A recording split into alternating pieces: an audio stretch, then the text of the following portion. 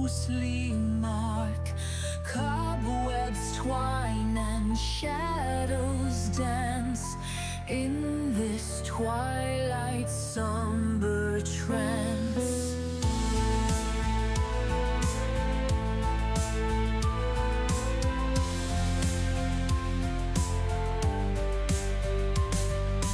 Candles flicker, weary wicks, ancient echoes, time's cruel tricks.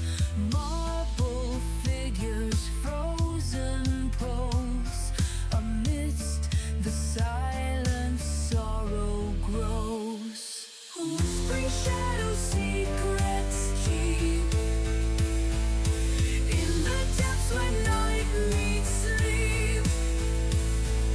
Underneath the velvet gloom, guardians of the haunted room.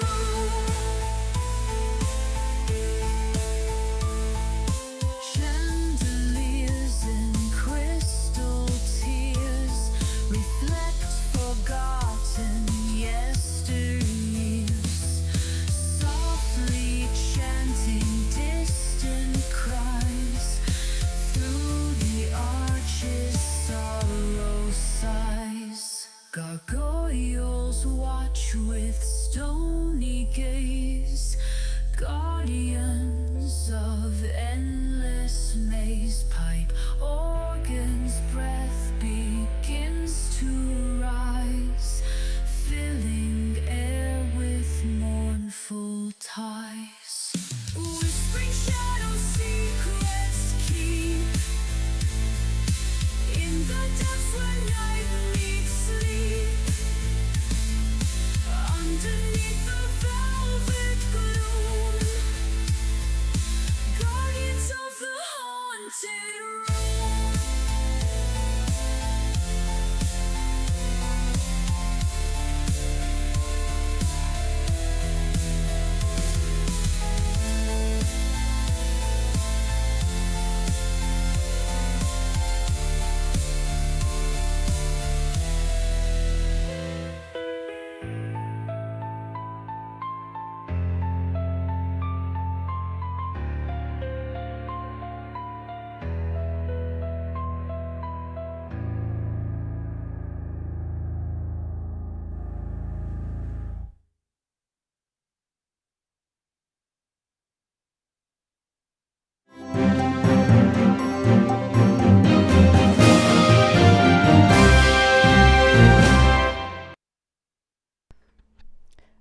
Now, if I've managed not to mess this up, you guys should be able to hear me. Hello, chat. How are you? You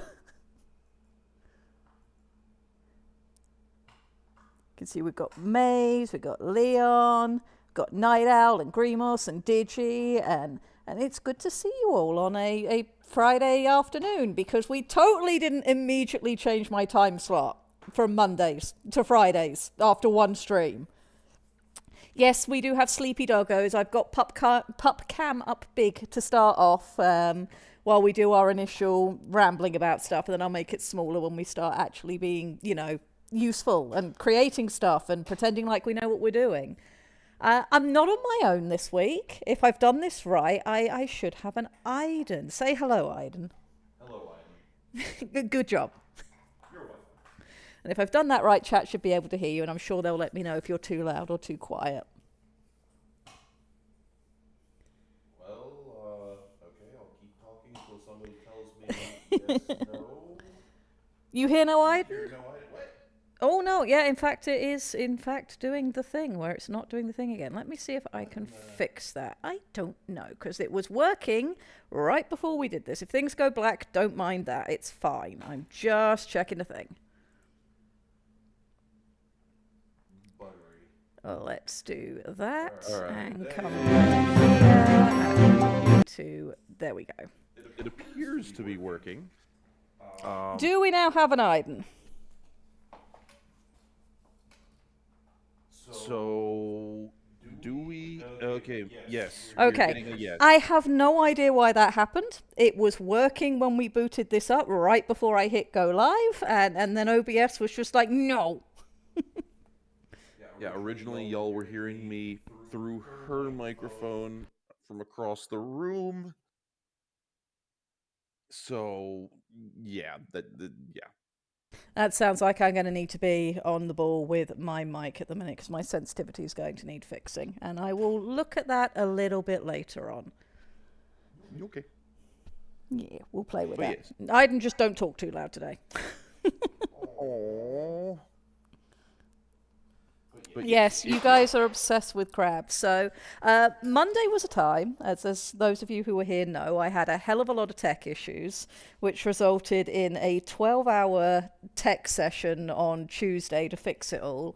Squick was incredibly helpful, and we managed to fix literally everything I had going on. It seems like the only thing I haven't fixed since then is my sensitivity on my mic, so that will definitely be something that I need to look at.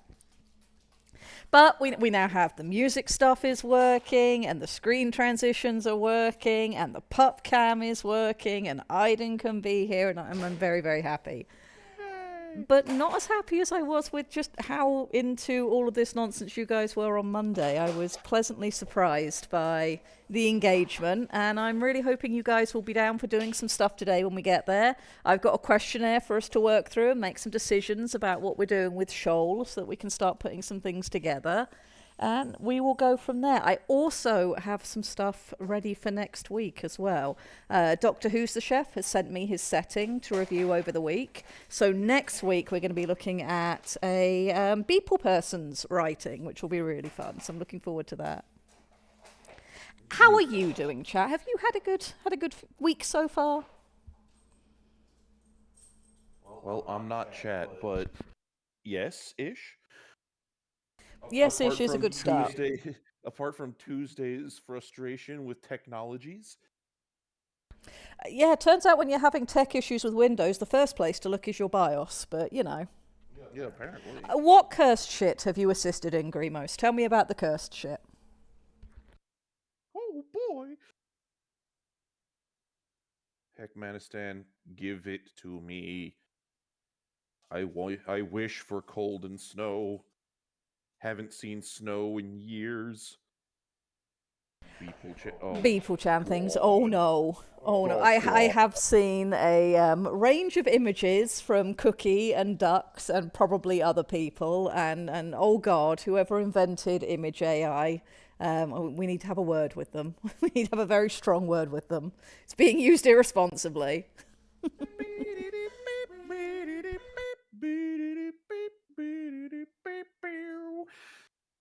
Yeah, that song's absolutely a cognito hazard. It is. Hello, Pip. All right, well, we've got some time to just talk about general writing things before we move on to doing shoal stuff. Let a few people get in here if they would like to.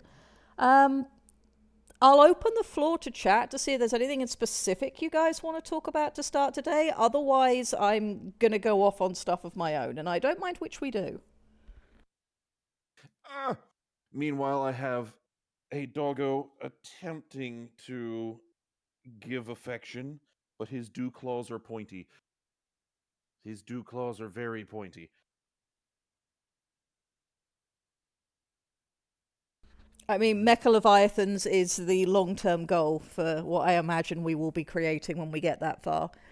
We've got to set down some fundamental rules for our world first, though, and we will be doing that as we go through today. I have stuff and I have thoughts, and I'm sure you guys will overwhelm me with ideas again. I still can't believe how many good ideas came out of last week. It was very, very cool. So Well, I say last week, it was the start of the week. Yes. Yeah, so I'll get us started on that then. Sure, go So, for it. why is it so important to set up the rules before we start making the cool shit? Because Mecha Leviathans sound really, really cool. But, comma, you're saying that there's a lot of legwork that needs to happen before we can just jump into making cool things and then building the world around the cool things. Yeah, so there's my opinion on Fasonomics is oh god, but we will go with what Aiden's asking about because it's relevant to what we're going to be doing today. Kind of a bit of both, really, because Fasonomics is kind of touching on exactly that, really. Yeah, so I think one of the most important things to remember with writing is that there are no definitive rules. One of the things that drove me nuts when I started getting into writing was going online, looking for advice on things, researching specific problems. And you will find 30,000 different videos of advice on what to do as a writer, what not to do as a writer, how to begin your first book, what to avoid for your first book. And there's a lot of good advice out there, but no one set of advice is correct for all sets of people. So, to a large part, there isn't a good reason not to start with the cool stuff. If you want to start with the cool stuff, you can. But it is important, if you're going to do that, to work backwards to justify your cool stuff. At least if you want to allow the reader to suspend their disbelief and believe in the setting and the story that you're presenting to them.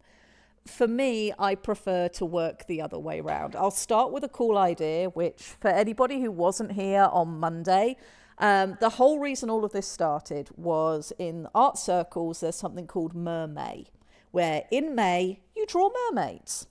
And I wanted to do that last year, and I just did not get time because I was busy doing bespoke chic posting and stuff for the orcs and having a whole ton of fun doing other things. But what I'd wanted to do was I wanted to do Mermaid, but put my own spin on it and get some education out of it while I was at it. So I wanted to draw mecha mermaids. And I, of course, had the idea that there would be a whole range of sizes, from like little ones that were effectively jet skis all the way up to enormous submarines and colony ships under the water. So that's where this all started. And I just didn't have time for it. But that was my cool idea. And I knew that I wanted the setting to be called Shoal, which on Monday you guys agreed that was a good name. But I kind of left it there because it was just going to be a visual thing and I didn't have to think about the intricacies too much. But once I looked at, was I going to stream with the BPL and what sort of thing was I going to do? Because we've already got lots of amazing artists who do stuff and I wanted to see if I could do something a bit different. So I bet chat could help me flesh this setting out and we could do a little bit of education while we're at it. If you're going to therefore tell stories in a setting and not just visual pieces, and you're going to have giant psionic underwater mecha, you kind of need to have some foundations to build that on. Otherwise, it's going to start feeling like a children's fairy tale.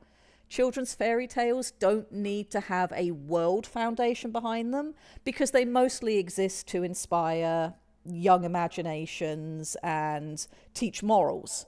Well, if you're writing older fiction than that, you kind of need to have the bedrock for things to stand on. Otherwise, it all feels floaty and surreal and not quite real. And it's very easy to lose people that way. So for me, that's why I think it's important to start with strong foundations to allow you to work in a sensible way towards the cool thing you want to present. Yeah, whimsy, admittedly, is not the greatest baseline to operate on if you're trying to do anything more. What's the word? Serious isn't really the word I'm looking for, but it's the word I'm going to use. Where you're trying to do, fiction that has an actual structure. If you're going to try and base that off of whimsy, then you're going to find that it's going to lack a lot of the firmer details so that it turns into a lot of, yeah, well, my guy has the infinity sword, well, my guy has the infinity plus one sword, and you get a lot of not really being able to adequately set things like, I don't know, stakes, which I think is where I was not originally going to go with this, but sure, that's where I'm going to go with this. Is it's hard to set stakes when you don't have a definition of, well, how things work so that when something happens, you can appreciate the gravity of the event. Yeah, so I mean, I don't feel like whimsy doesn't have its place. I have done some commercial writing that was much more whimsical than my usual fare that I enjoyed doing very much. But I think what made that work was that the person I was working with had a really clear understanding of what her world was like and how it worked. And although it has what I'd refer to as a soft magic system, that setting had a very strong point and purpose behind its system. I think you can tell some good stories in that, but what will make that setting work is that you've primarily got one person dictating the prose. When you're doing a communal project in particular, which of course is what we want to do with Shoal, if you don't have rules and foundations that everybody can stand on, then you're going to start getting some real disparities. You're not going to have the believability, and it does become floaty and light. There's definitely a sort of technique to it. PubCam is bigger right now in this stream, yes, while we're doing some wittering. It's going to get smaller when we start working on some stuff shortly. But for now, you can see all the puppies dozing. So yeah, I suppose that's why let's go with the tabletop RPG example. The big difference between kids playing make believe and a actual tabletop RPG is the application of mechanics so that you can kind of constrain things to a framework rather than just going, well, yeah, but what about this is how it works because I say so. And then on the flip side, though, Ninja brings up a valid point. I need a Silmarillion to explore the ancient context of the northeastern wall of the gingerbread house. Oh, that one survived the icing wars. Indeed. Right, you are. Uh, I've, I've read the Silmarillion. It was an interesting read and one that I don't think I will be able to repeat because I was in a unique position in life of having a lot of time where I was obligated to not be doing anything. So there was no better way to spend it. But I think that's where I then was going to kind of query your thoughts on. E- I agree with you that you need a certain amount of structure, a certain amount of kind of foundational rules to build a setting off of. At what point do you overdo it to the point where now you are getting so nat's ass about stuff that you're just wasting time? Because the Silmarillion's an impressive work and has a lot of cool shit in it, but it's also like reading the Bible for a fictional setting that honestly, even if you never read the full intricacies of the creation myth and the first age, you can read The Hobbit and Lord of the Rings and have zero problems understanding what the heck's going on and understanding what the rules of the world are. So, I mean, the simplest answer to that is, well, how long's a piece of string? But the point that you're making is completely accurate, and Lord of the Rings is a really good setting to talk about that with. The reason why The Hobbit and The Lord of the Rings work so well, and just anybody can pick it up and read it and understand what's going on, is the narrative that appears in those books is designed to express the story that Tolkien wanted to tell to a generalized audience. The Silmarillion existed to explore the intricacies of the setting behind that, and frankly isn't aimed at a general audience. It's aimed at fans of The Hobbit and The Lord of the Rings. It's a much more technical piece of writing in that regard, which is why it can come across as a bit stodgy.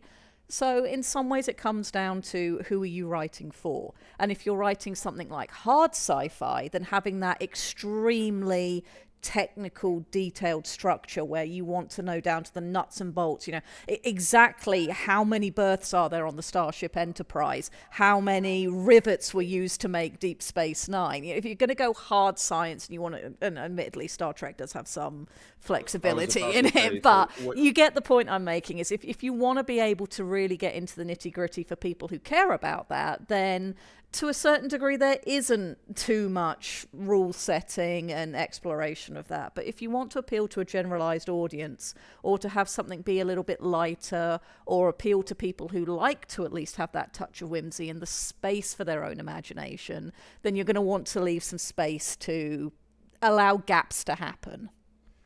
So at that point, I now have come to the realization that the Starfleet technical manual that sat on my bookshelf as a kid that went into hilarious detail about the original series and its stuff is basically the Silmarillion for Trek.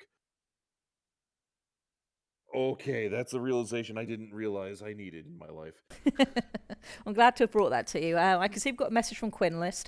Question about the psionic coral. Does it work outside of the planet, moon, ocean? Interstellar interests are not kind to planets with unique resources. So if you make it shoal only, the only interest stellar community has in shoal is standard resources, allowing for more manageable incorporation of outsiders into the setting. Am I overthinking this here? I'm kind of fried currently. So I don't think that's a bad set of questions to ask. I don't think it's a set of questions we're ready to set in stone as yet, but it's definitely something we'll want to come back to.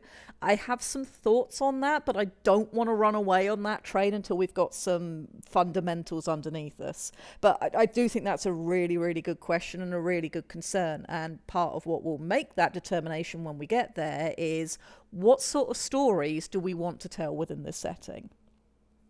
So we'll definitely have to come back to that. Chocobo says, dropped many a series for changing their rules slightly or changing when things happened.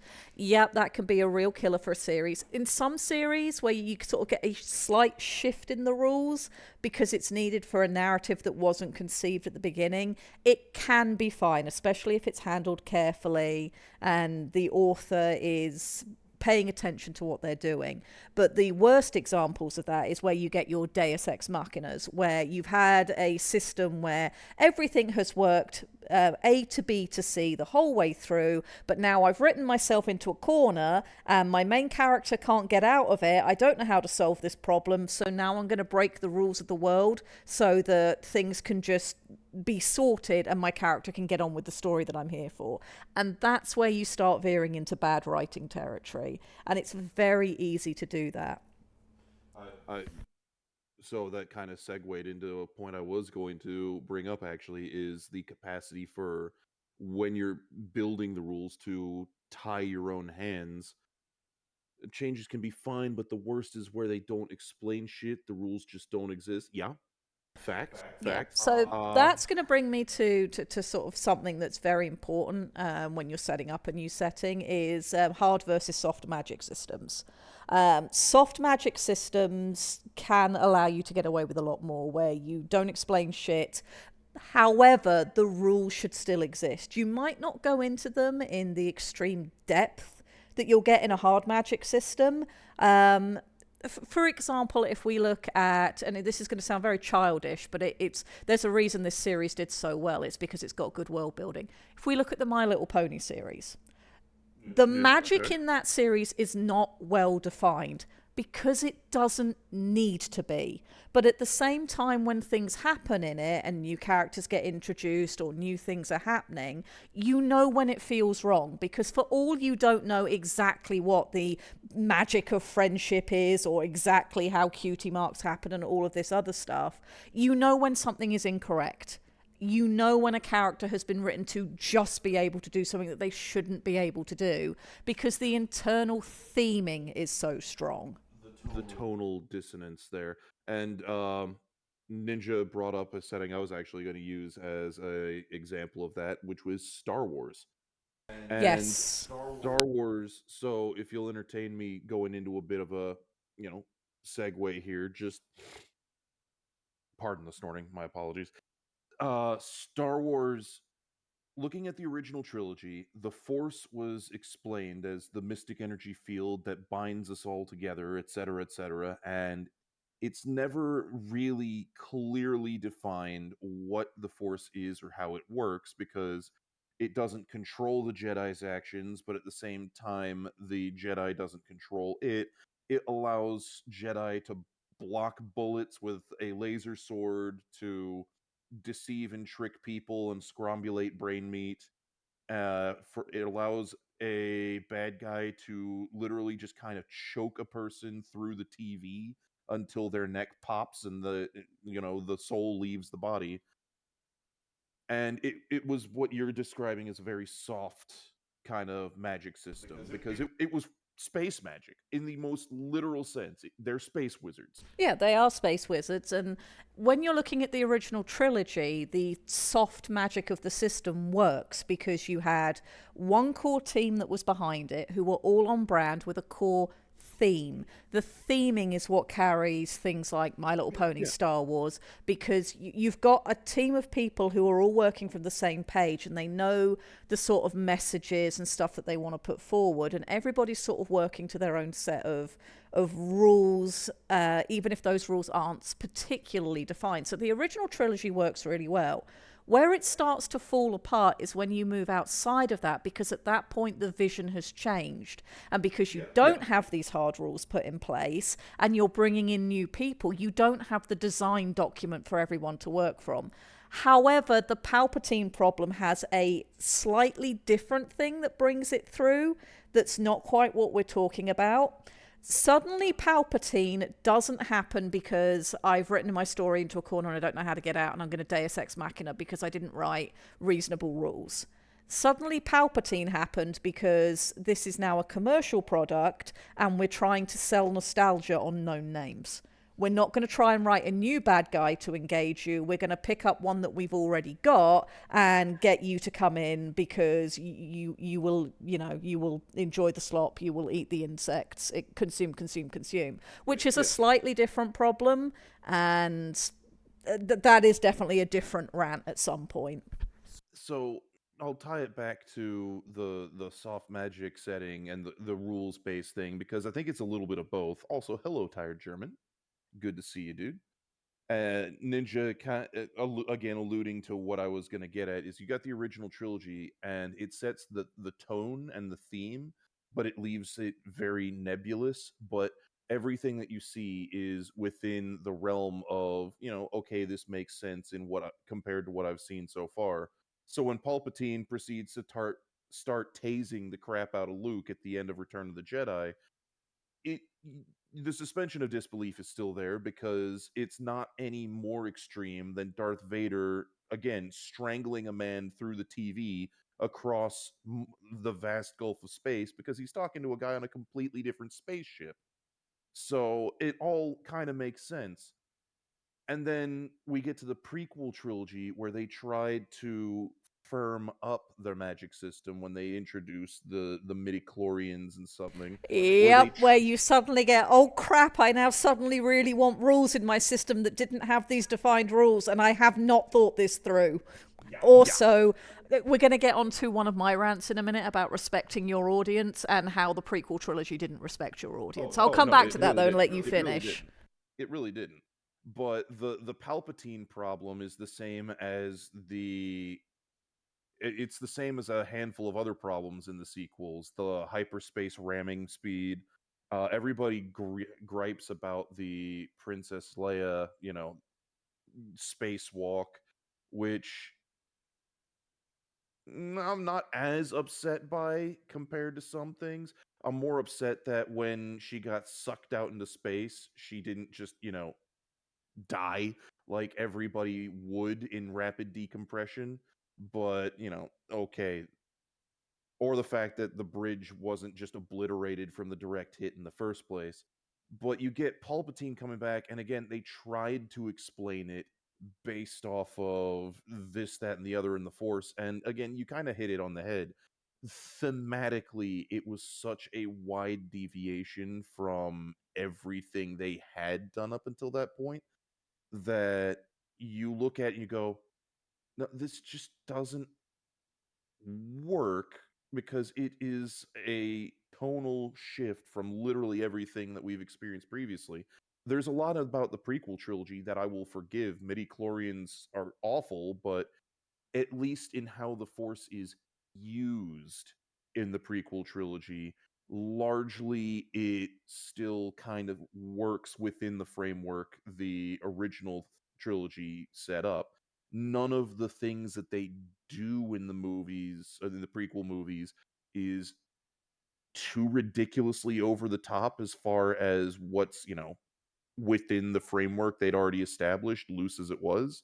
But then they get to the sequel trilogies, and then they just kind of throw the framework entirely out the fucking window. Like, entirely out the window. Yep, absolutely. I agree with all of that. And Sunshine has just said something very pertinent as well. By tying it back to Palpatine as a villain and the progenitor of the protagonist, it makes all 9 movies into the Palpatine narrative. And the problem there is that the original trilogy was not written to be that, and this is where you get issues with retconning. And he didn't even appear until Empire Strikes Back. And if we're going to talk about retconning, there is definitely a rant I want to have first. Before we do that, though, we've had several pet redeems and a request for snoot booping to happen. Would you like to go into the puppy palace and see if you'd like to lift one of them up to the camera, and we'll see if any of them will open their eyes for chat? They've had a nice long nap. It won't be terrible to disturb them. Sure. And we've had another pet redeem, so now I think you must pet everybody in the puppy palace. My goodness. We will send Aiden in there, and then I'll have probably, for people who know me in my personal life, I don't know if Mr. Tom Zach is here today, but I know he and Lillian and Leon the Rat will all be rolling their eyes. Me going on and on and on about respecting your audience is a very common thing that I'm forever going on about. So we'll do that for you as well, chat, so you can get fed up with me as well. In my awful, terrible voice that you're all listening to. Why are there 34 of you here? Thank you.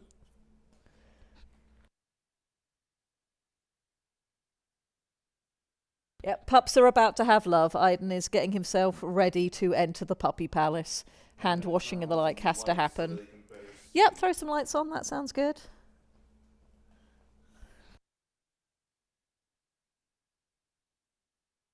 Well, I'm very honoured that you're spending lunch with us, Chocobo. I enjoy that very much. If you don't respect the audience, why would the audience respect you? Similarly, if the writer doesn't take the story stakes seriously, why would the reader? Absolutely. Absolutely. Right, puppy time. Nope. Yep. So you get free feet pics here on WBPL 76. God, don't even get charged for them. It's amazing. Oh my God. We don't even have aloe here. Don't start. Saris, it's okay. Good girl, Saris. Oh. Okay, this is awkward. This is, in fact, awkward. You are quite big and Puppy Palace is quite small. Okay. Who are you going to grab? This is Lupa. You grabbing Lupa? Grabbing Lupa. Oh, Hello, Storm Song. She is very bleary-eyed. Oh, lovely. Lovely. And then there's the boop. She's got her little eyes open. Yeah. Lupa is our... she's happy to belly crawl. She belly crawls at speed. She is our... I think she's the biggest at the minute. Virgil might have overtaken her again. Sarah's in the background. Who are you going to grab next? Oh, that's a good question. Oh, yeah. Hello, Lupa.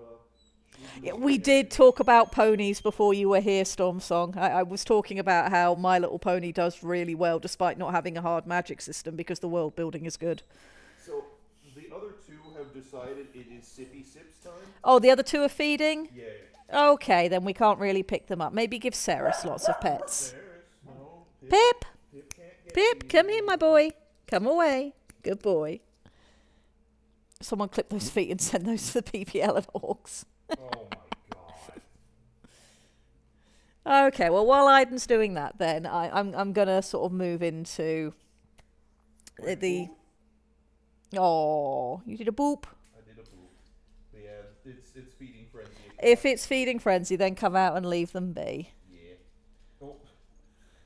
My diminutive equine companionship is sorcery. Is that the Chinese bootleg version? You get that from Temu.com. Hit down, boy. Fim shows an example of how good world building can put limitations to the use of magic and avoid many of the story risks of a softer magic system. Yes, and it's, you know, there's no definitive rules that you're working with. It's just, you know, when things are wrong. I could also go into a art tangent on that because the color theming and shape language of Friendship is Magic is also absolutely excellent. But we won't do that today. This is not an art stream.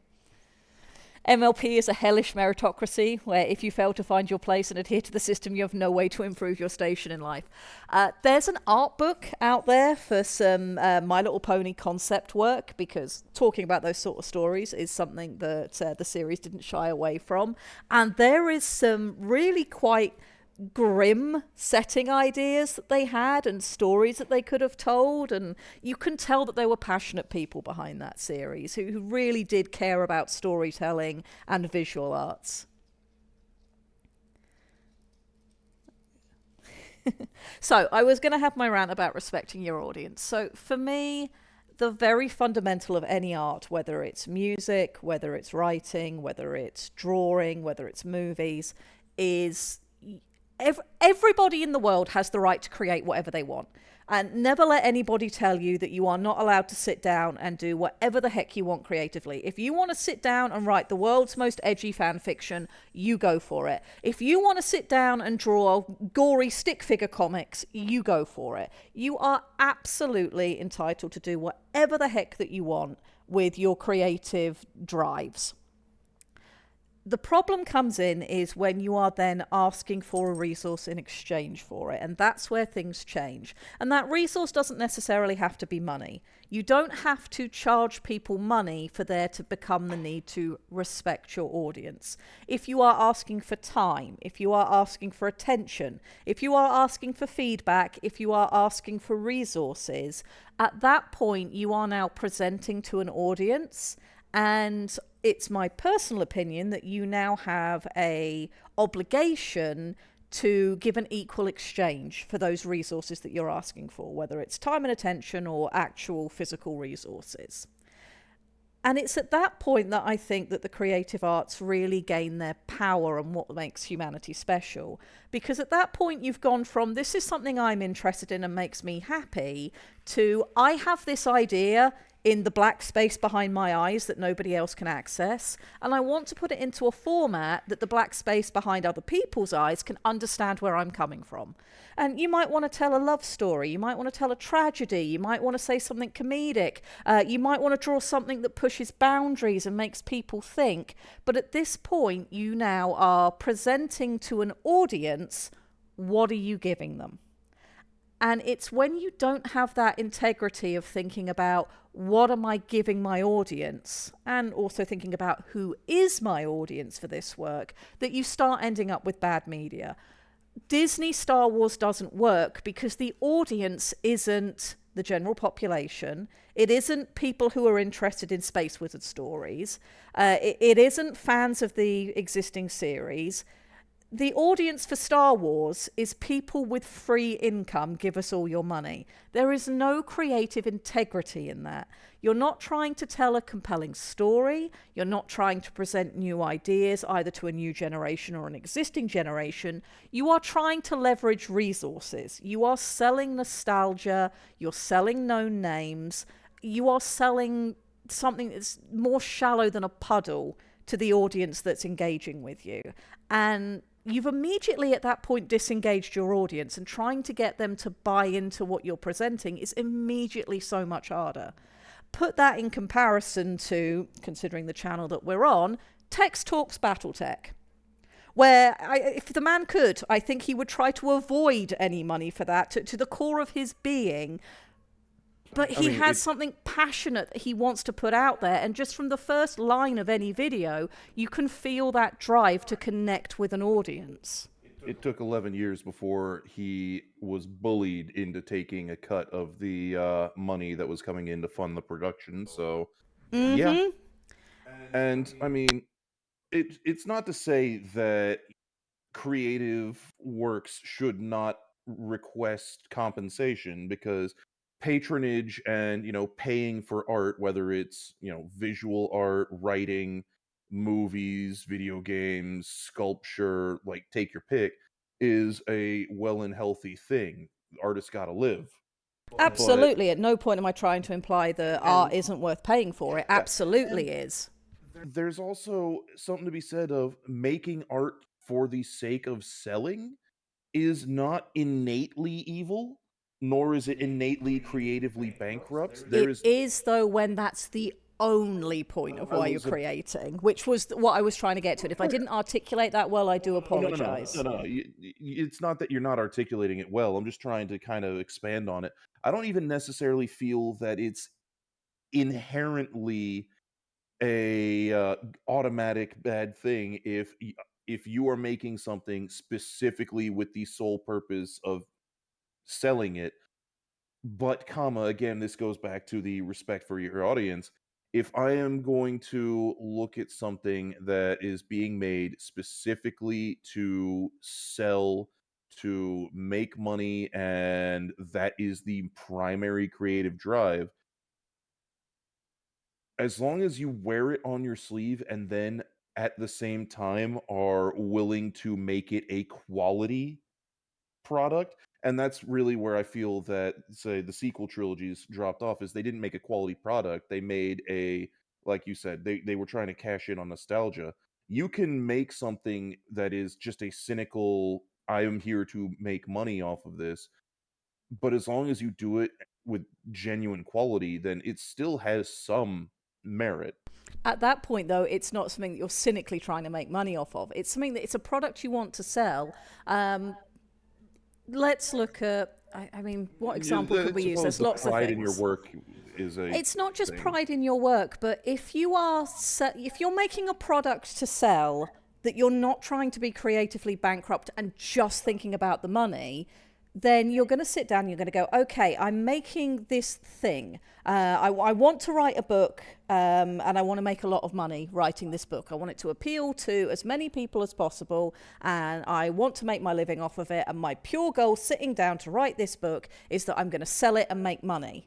Or if you're a good person, a creative person, a normal human person, and not an advertiser or marketer, then the very first thought you're going to have is, what will make this compelling to my customers?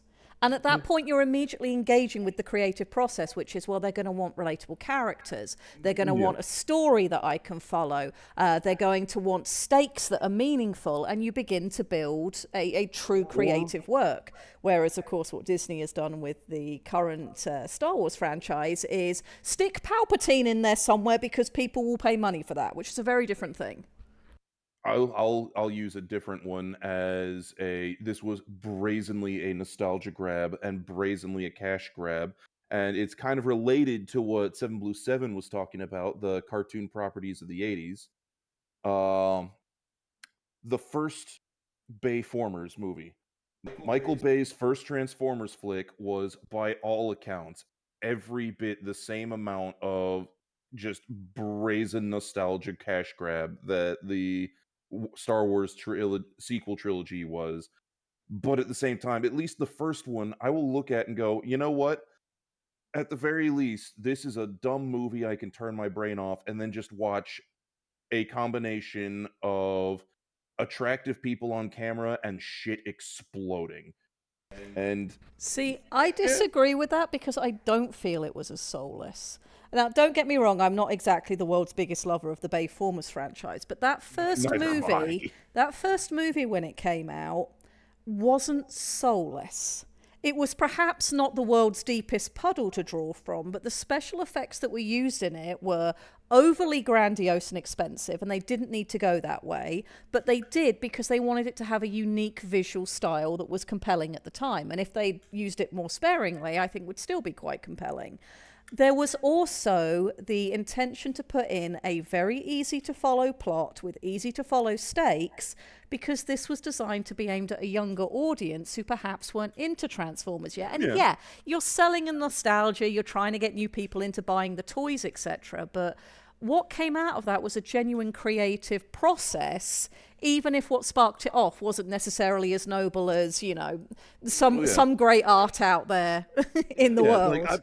I look at it as very cynical, at least in the back end of why it came about, for the reason Mo's made a Moses good brought up. point. The It product was product placement, placement, yeah, the I film. agree with you about the product placement. 1000%. I'm not going to disagree on that in the slightest. Oh.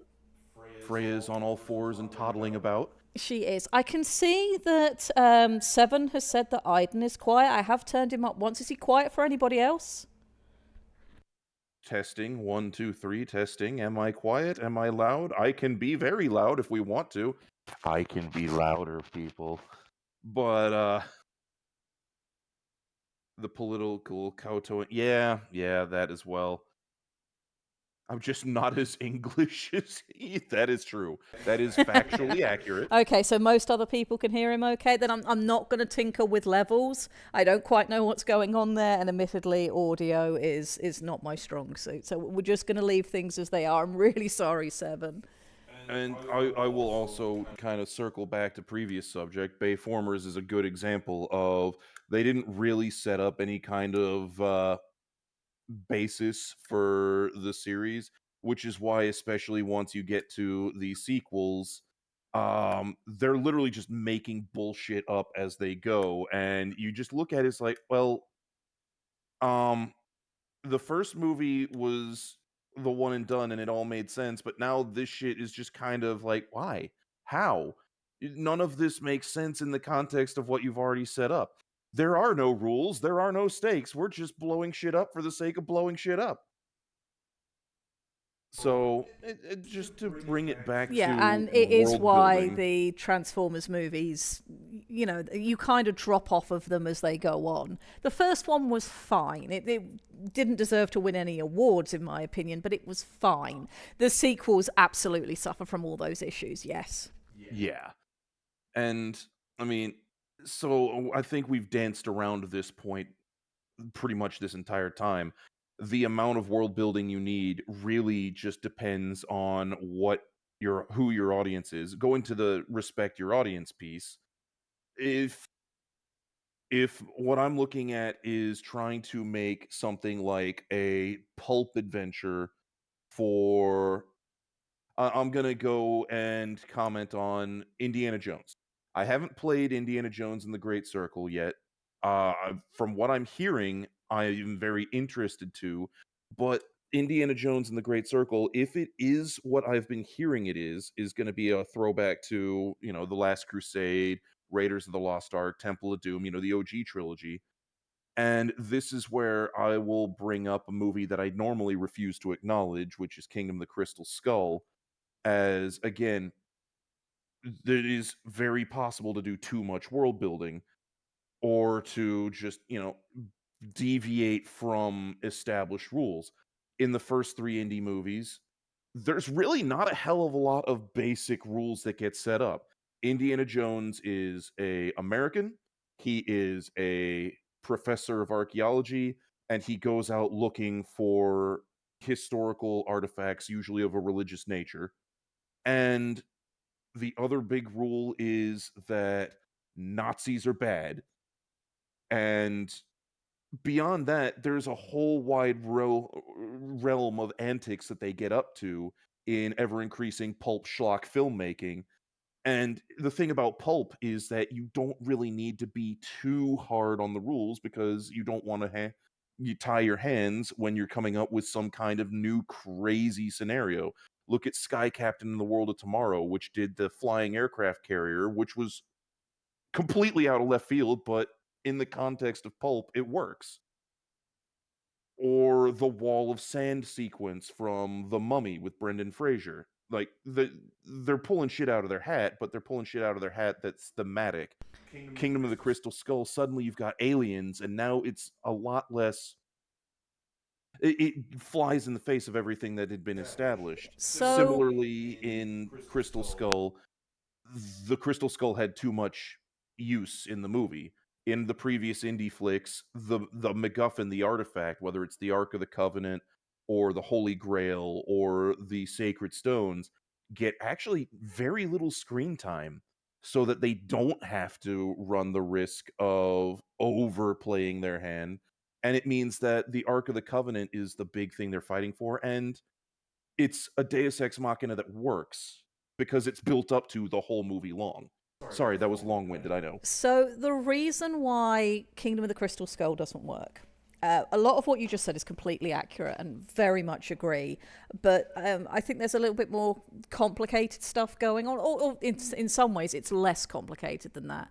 Indiana Jones works because you don't need to do a whole lot of world setting. because it's based in our world. It's our world with a bit of a twist on it, where, you know, these religious artifacts exist and they potentially have powers attached to them, whether you believe in that or not, which is kind of one of the themes that the indie stories explore. The reason why Kingdom of the Crystal Skull didn't work is because you've had all of these indie movies where it's looking at things that are very human. The artifacts are from human history and to do with human faith and belief. Once you throw aliens in, you've changed the setting.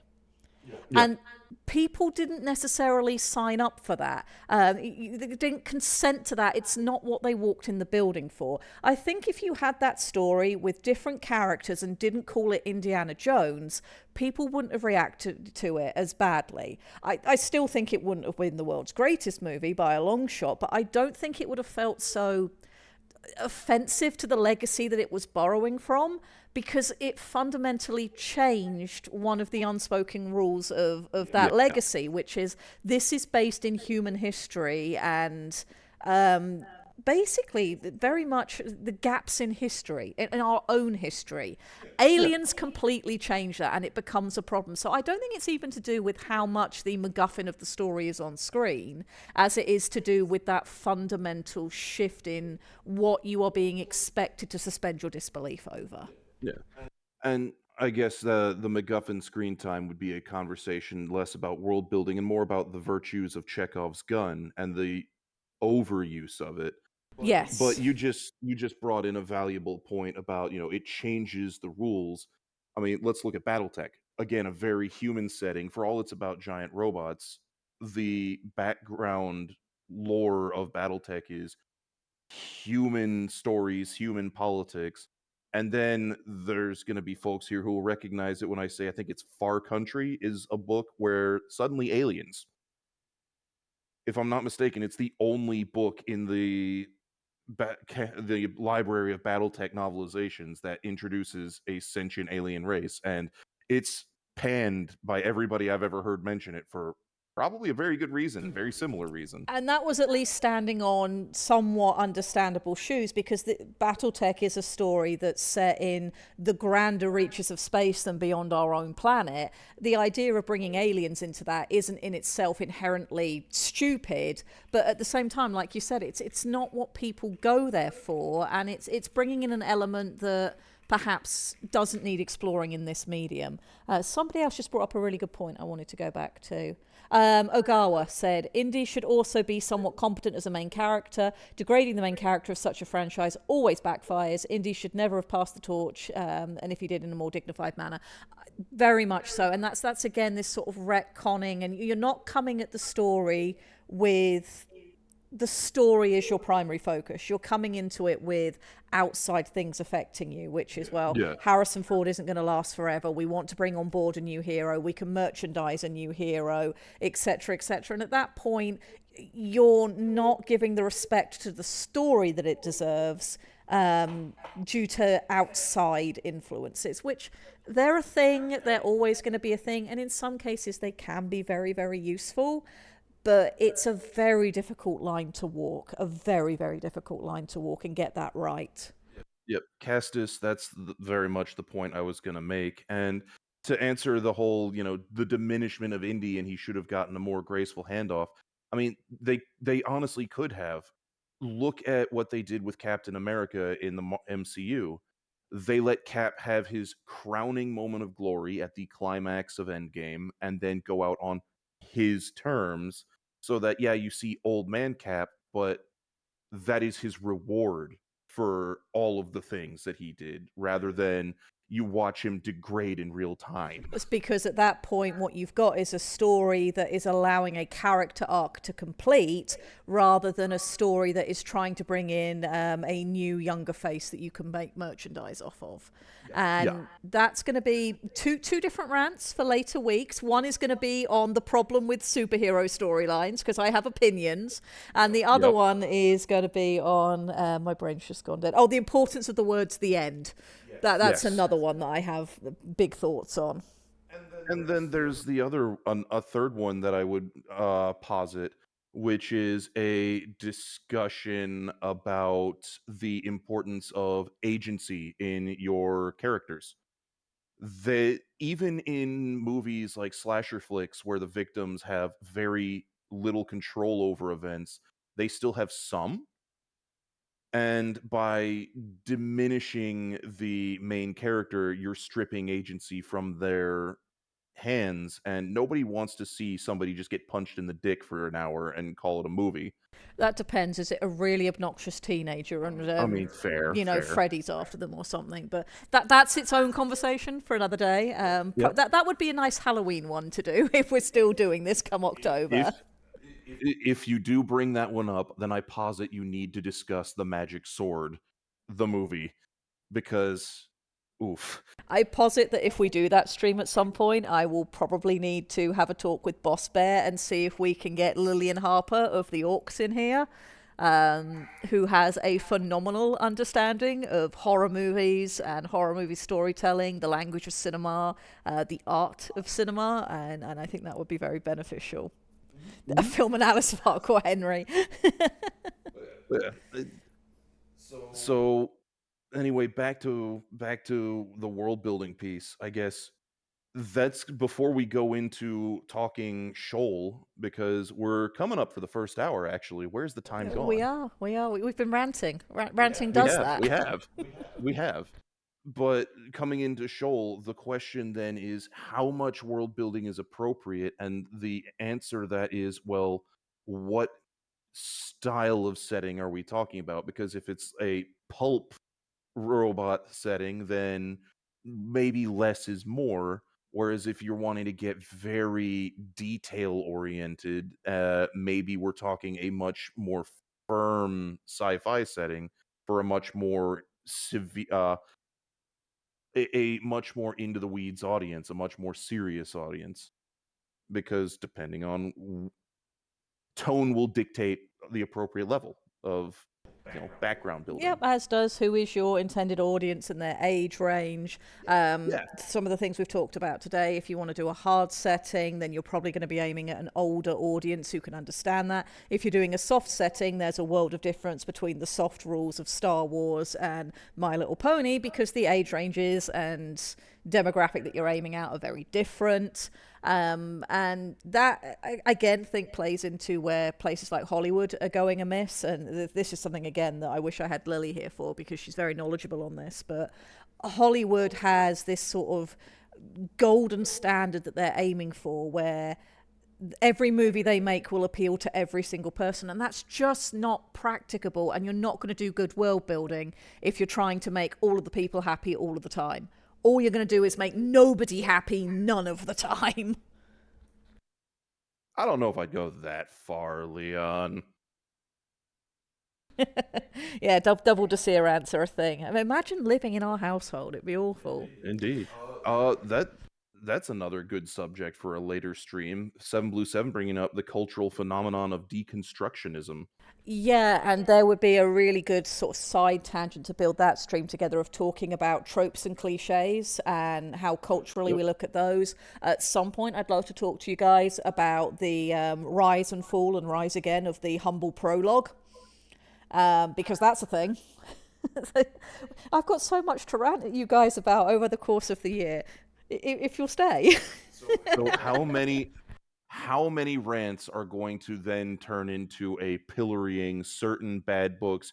I'm not going to say it out loud. You know the one I'm talking about, of the prologue that was disguised as a chapter, whose world building didn't make sense and was built on rules that ever changing. We will probably have to start looking at some of that next week, because we are at our hour and I do want to do some world building with you guys today. But yeah, there is a very important and cool thing that happened with the first chapter of Harry Potter. There is the absolute misery that is Handbook for Mortals, which is a wonderful example of how not to build a magical setting. I've read some bad books in the last 2 years. With my friendship group, and oh god, oh god. All right, though we are going to switch over to do some world building. I can see Tired German is asking what has been built for Shoal.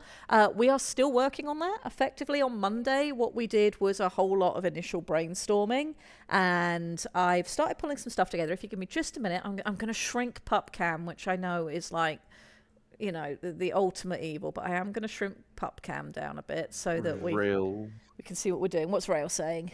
If you're going to deconstruct something, you need to have a point beyond just wanting to deconstruct it. Scar from Full Metal Alchemist would disagree with you, and that is as far with that joke as I'm going to go. Also, Chocobo, I think he's already gone, but I hope that the workday goes quickly and painlessly. And that's probably a good timing because he's the one that is most keen on PupCam being the full screen rather than whatever we're trying to accomplish. Yeah, but going to the deconstruction thing, we'll have to talk about Madoka Magica at some point. If we're going to talk about deconstructing and reconstructing things into a new format, we're going to have to talk about Madoka Magica. If you're going to talk about Madoka Magica and deconstruction, you're also going to have to bring up Kill la Kill. Hell yeah, I'm going to bring up Kill la Kill. All right, for now, though, we are going to move over to Shoal and do some work together for the next hour. Pleased to hear that you're done with work, Maze.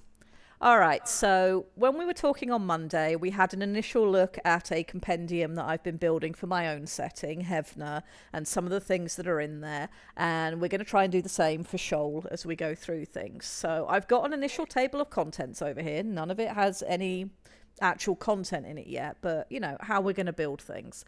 We can't really write an overview for what Shoal is or what it's going to look like until we start setting some of the ground rules. So I do have a questionnaire for us to work through today.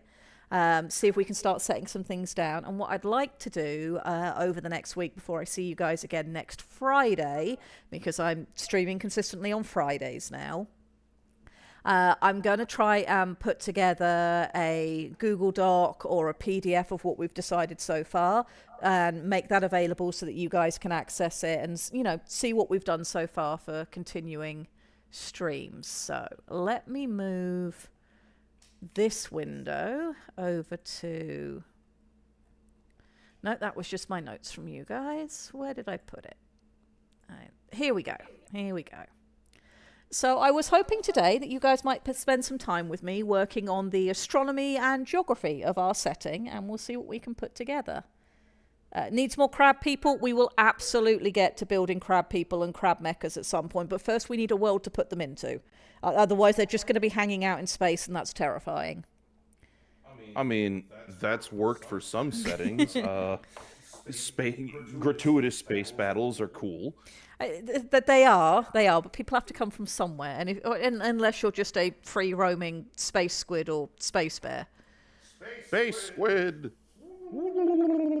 So we have some questions to start answering for this, and I'm very much wanting you guys to weigh in on what you think we should do and what our fundamental rules are going to be.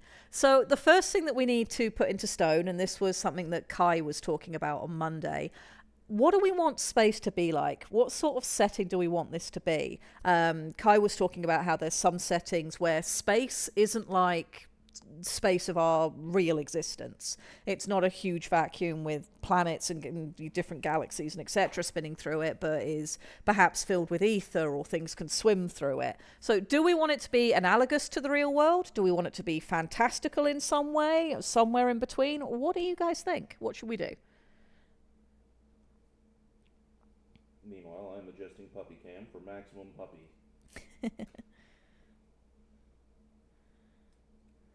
Are we having a network of nations, or is it about corporations exploiting for the ever pursuit of human greed? We will get to that. We will get to that. Analogous to the real world, 95% analogous. Stardust feels analogous, like 65%. Okay, so it sounds like what we're wanting to do is have space be, you know, the hostile environment that it is, but maybe with some fantastical elements to it. Somebody was talking about earlier, would psionic stuff work off planet and how would that affect things? Do we want to make it so that that's the thing that's different, is that space is analogous to the real world, but this concept of psionic potential is something that drifts through space as space clouds and just happens to be part of the coral of Shoal? What would we like to do with that? Maze thinks ether's more interesting.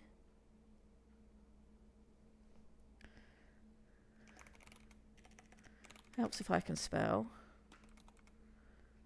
Typically, spelling is important in writing.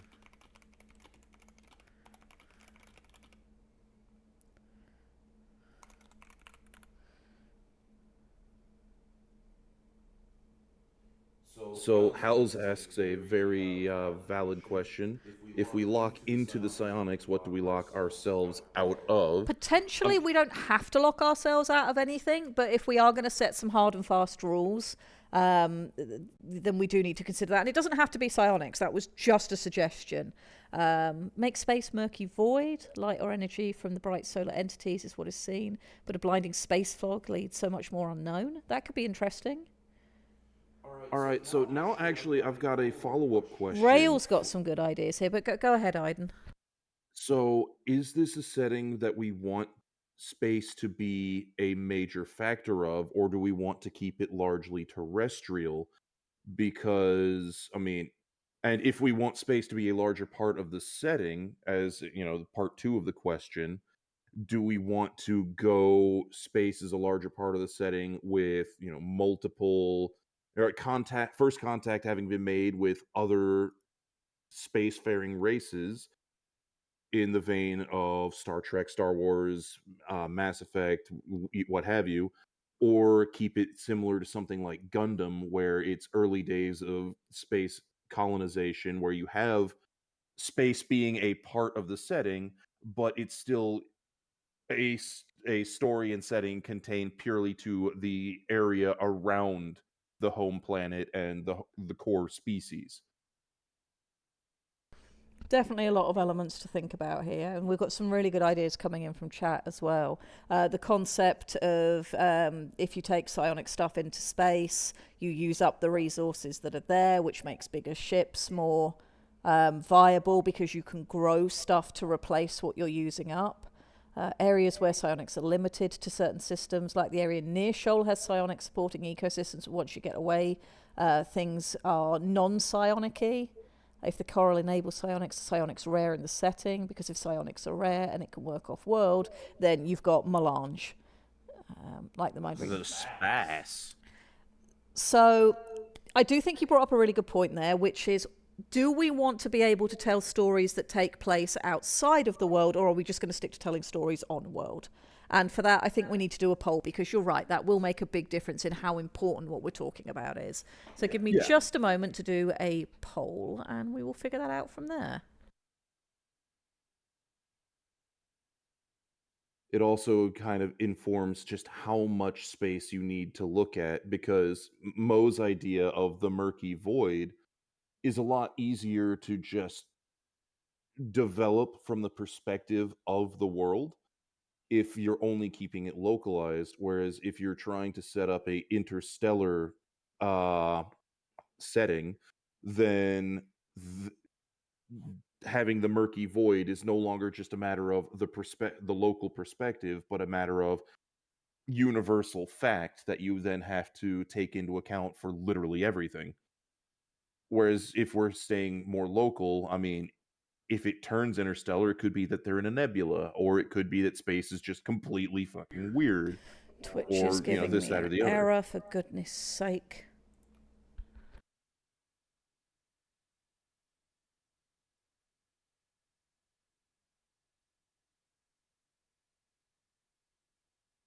Storm Song proposing a ancient astronauts kind of concept.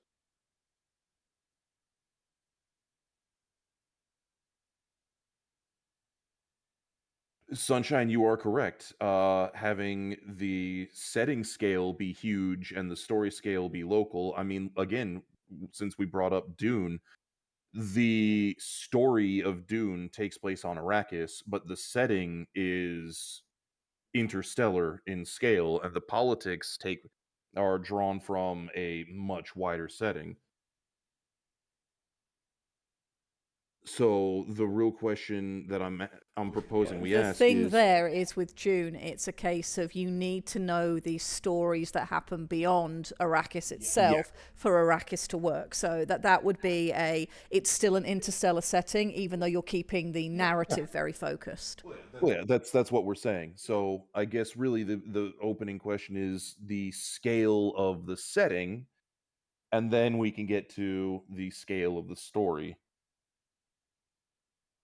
Though an observation, story setting scale always has to be s- equal or smaller than setting scale, just as an idle musing.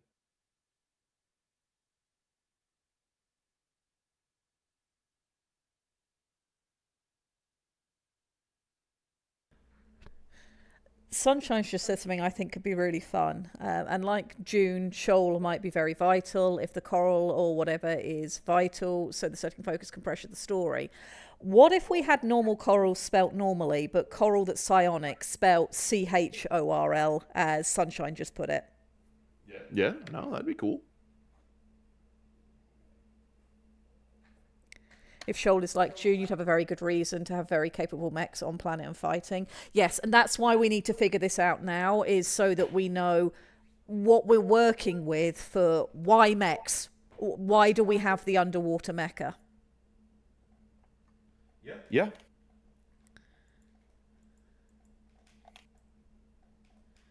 Yeah, and admittedly, Sunshine, when I was thinking about this in terms of the art project that I was going to do that I just didn't end up having time for, that was sort of something I had in my original write up, was that the Mer Mecha, the Titans, were sung into creation. So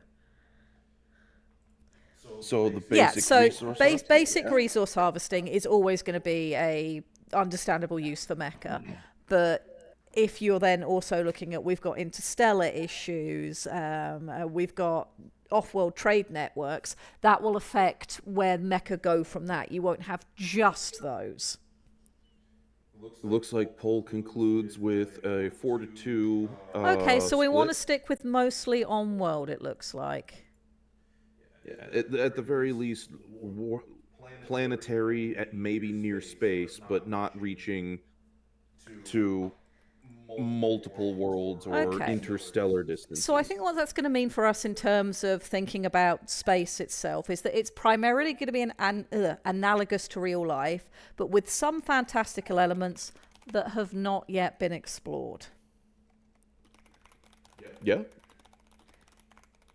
That will allow us to have characters on planet have theories about things and to maybe worry about that later. But if we're going to be keeping our narratives mostly focused to the world itself, we don't need to worry about how does outer space as a whole work. We just need to worry about what's going to be immediately related to Shoal itself.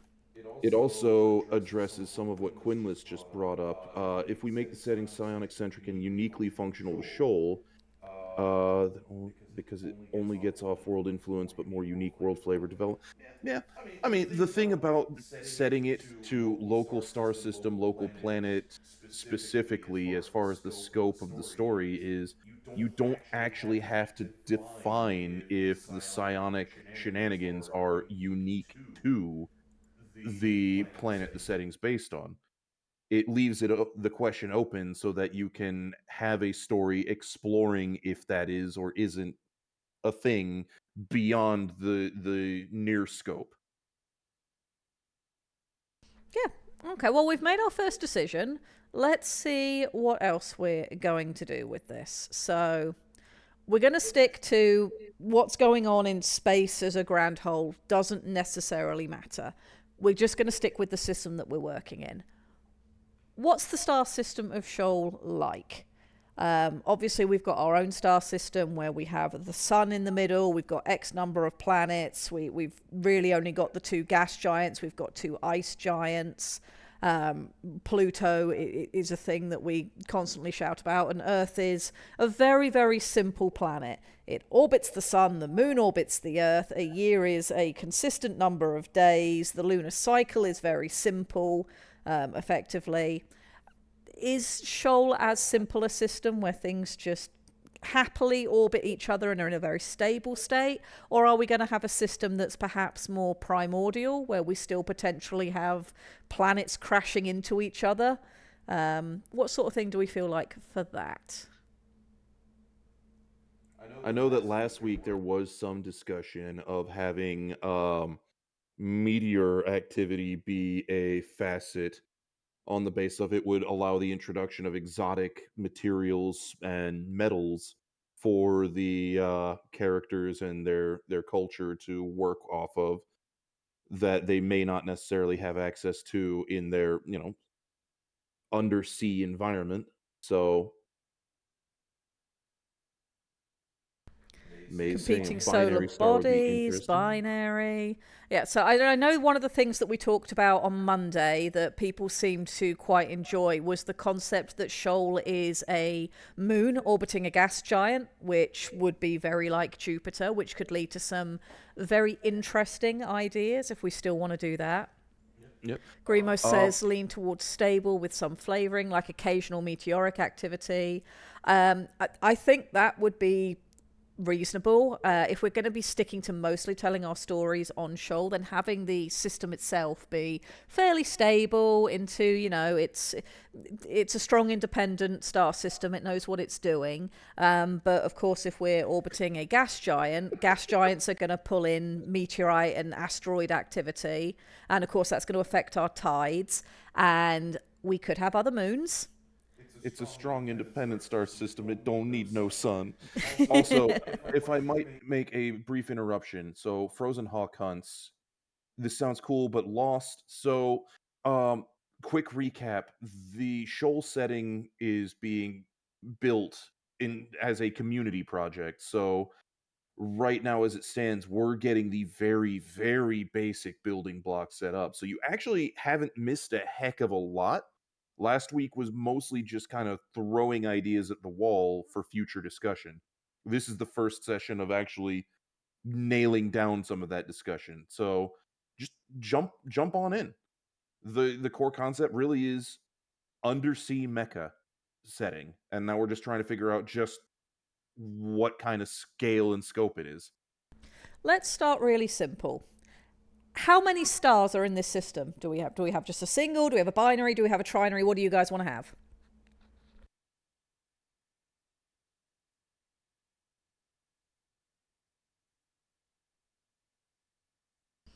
How many stars are we going to have? One, So Bully Snake, one, if we're one, one. Okay, so I think we're going to have one star. Do we want to give the star a name? I know what I'd name it, but I want to see what you guys think. so Bully Snake, if we're sticking to local to star system as scope of the setting and story, then that may be kind of out of the scope of what we're talking about. The inner trying to discuss backwater or trade lanes that would imply much larger scale setting. Beagle 25X TAC 3 is the star's name.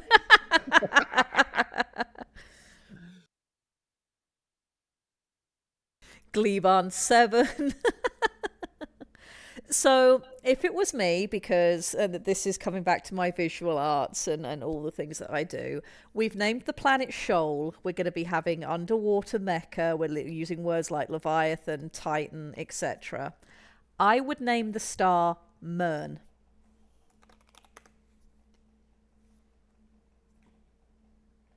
Yeah, reasonable. Because I cannot help it with my theming. But I want to see what you guys want to go with.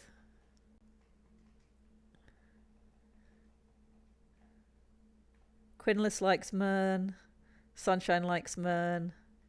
Grimos likes Mern. The theming is accurate.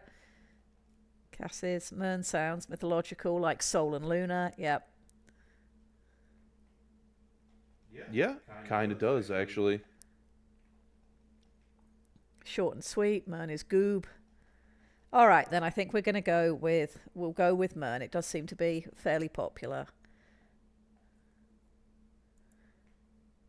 All right, let me get up the right program that would help. All right, so we know it's got at least one gas giant orbiting it because Shoal orbits that gas giant. But how many planets roughly do we want to have in total?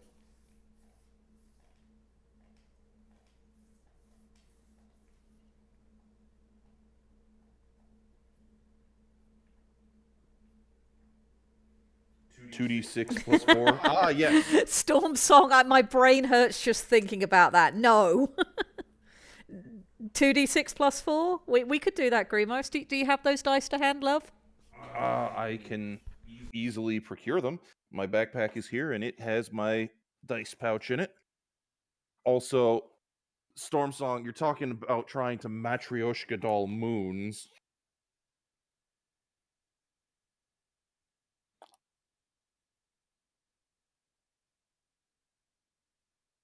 Yep, feeding in wider universe tidbits will be very fun. We'll have Moon Trush. Out, Storm Song. Off you go. So, I was thinking it, Storm, but I wasn't gonna say it. All right, so I've got the math rocks. They go clicky clack. We will consult the all-knowing polyhedrous, blessed be his many sides. That is a 2 and a 3 for a 5, so 9. Very All right. We have very 9 world, planets. very real world.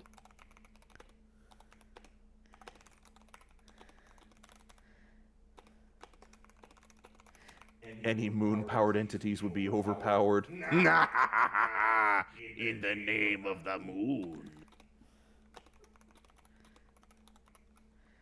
Okay, how many gas giants and how many ice giants do we want to have? Bearing in mind that the more of them we have, the smaller each one will be overall.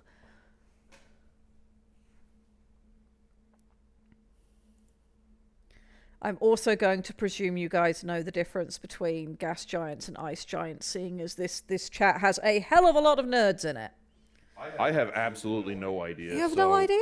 Okay, so gas giants are like Jupiter, where it's predominantly it is gaseous all the way down. Planets like Uranus, they have a much denser makeup, and they also have water in there. So there's a lot of ice in there. So we only actually have 2 gas giants in our system, and we have 2 ice giants. Fair. Yeah, Jupiter versus Uranus. Fair enough. 1 ice giant, 2 gas giants. 3 with ridiculous names and Jake. 2 gas giants, maybe 3 ice giants in the outer orbit bands. All right. Should we do another poll? Figure out what we want? Yeah. You're going to just get a lot of work out of them polls. Yeah. So the idea was 1 gas giant, 2 ice. What else did we have? I know somebody said 2 gas, 3 ice. Let's see, what other ideas did we have? 1 ice, 2 gas. Yes. If we have a Fartonium gas, planets. if we have a gas dwarf, we need to call it Tom. Yes. Dual ice giants on the edge of the system. Make them very close in orbit, so it makes a face with an asteroid belt. Oh my god. You are all children, I swear. He says, knowing he's fully participating in this. All right, I'm going to go with those 3 options and we'll pick from those. So start poll. Let's see what you guys think. We are going to need one of the gas giants to be in the Goldilocks zone for Shoal itself to work as an orbiting moon.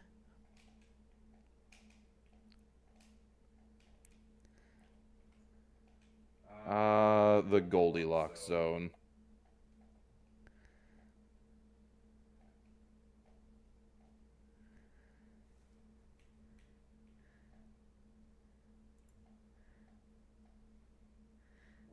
Looks like 1 ice and 2 gas is winning at the moment.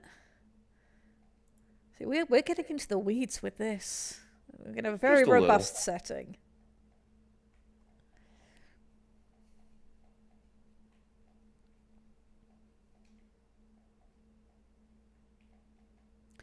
Shoal will be a predominantly water world, yes. There's going to be a conversation to have shortly about what land masses we want to have, if any, and what those are going to look like. But the whole point of Shoal is that we are building a mostly underwater setting to play with. Yep. Grand Thomas, the gas giant revered as a god in some cultures.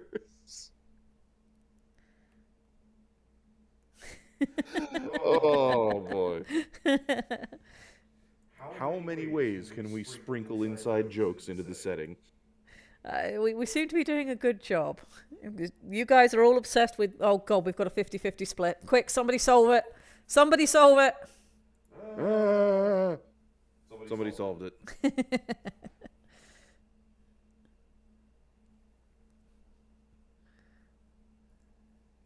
It has been resolved. Inside jokes woven in does enrich the storytelling, as long as they are reasonable in jokes that don't detract from people who don't get it. We do want things to be approachable. Okay, so we're looking at 1 ice giant and 2 gas giants. All right, let's plug that in.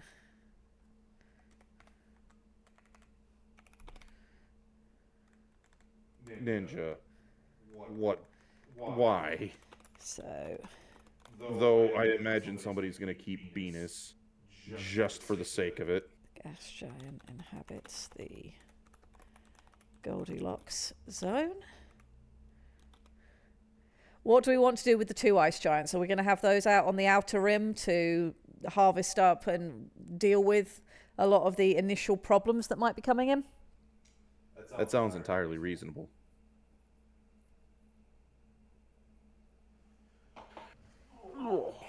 Meanwhile... Okay. There should be a volcano island for the cult of Zorg. I think we can... Oh, did I get it back to front? I could have sworn I pulled that pull down the right way. We are looking to play with some rather extreme tides. We don't want them to be too extreme where it's impossible for anything to exist, but I think one of the things that we can do to help balance that is there's nothing that says that Shoal has to be the only moon around the gas giant, and I think potentially having maybe a pair of moons on a wider orbit even than Shoal is will help to reduce the excesses of the tides while still letting us have some really quite ridiculous tides by Earth standards. Ridiculous shenanigans. 1 ice, 2 gas, 1. Okay, I got it back to front. I transposed. Okay, let me fix that.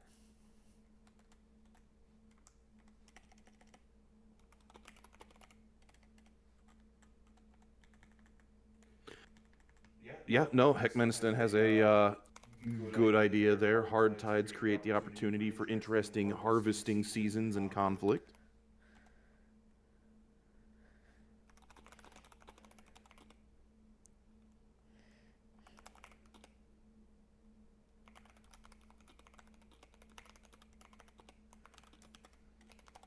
What I'm very fascinated by is the prospect of metallurgy in an underwater setting where you can't exactly make fire, but if you've got volcanic activity, you could attempt to do something like the Dwarf Fortress Magma Forge, maybe.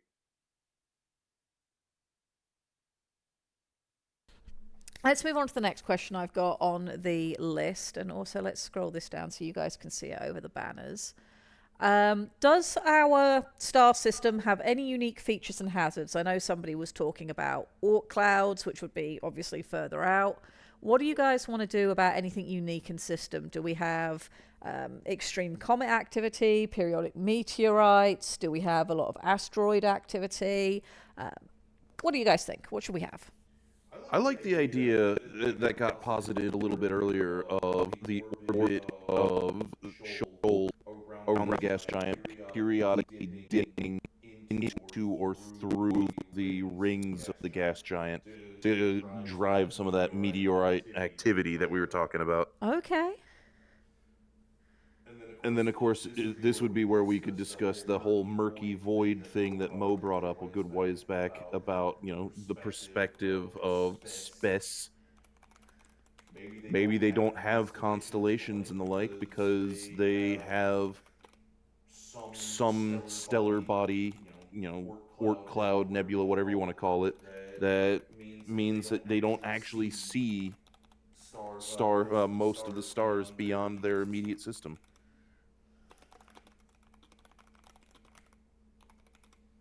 Okay, let's add that in. Right, what else we got coming in from chat? Rail, Oort clouds is the first thing you mention, for that reveals you as a Pern nerd. You've been outed, love. You've been outed. We did talk about Pern quite a bit on Monday because yes, having grown up reading Pern and on my shelves behind me, I have hardback first editions of every single Pern novel. Did definitely influence some of my thoughts with all of this.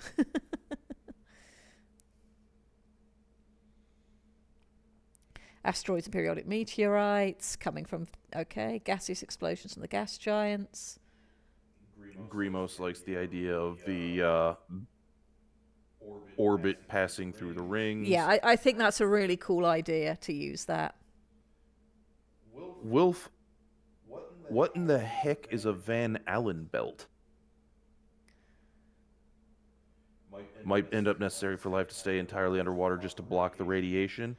I mean, that or you start getting extremophile life forms. Those are fascinating things. Conan the Bacterium, I did a science project in grade school about, and yeah, extremophiles that can just eat radiation and not care are very fascinating. They basically have inbuilt multiple layers of spell check for their own genetic code whenever they're having cellular division, which is one of the big dangers of radiation, is damage to the DNA, which means that, oh, hey, look, my DNA got damaged. Well, I spell check it and fix the problem.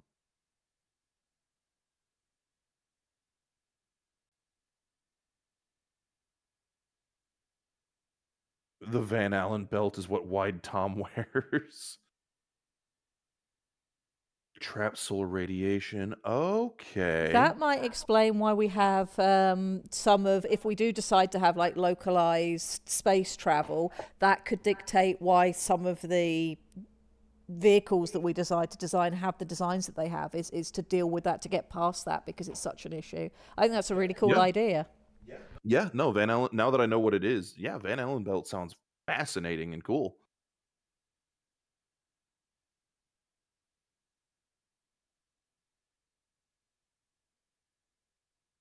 So 7 Blue 7 makes a valid point. These are the kind of details you only usually want to mention if you're painting the picture of the world, or potentially foreshadowing or setting up a story interaction.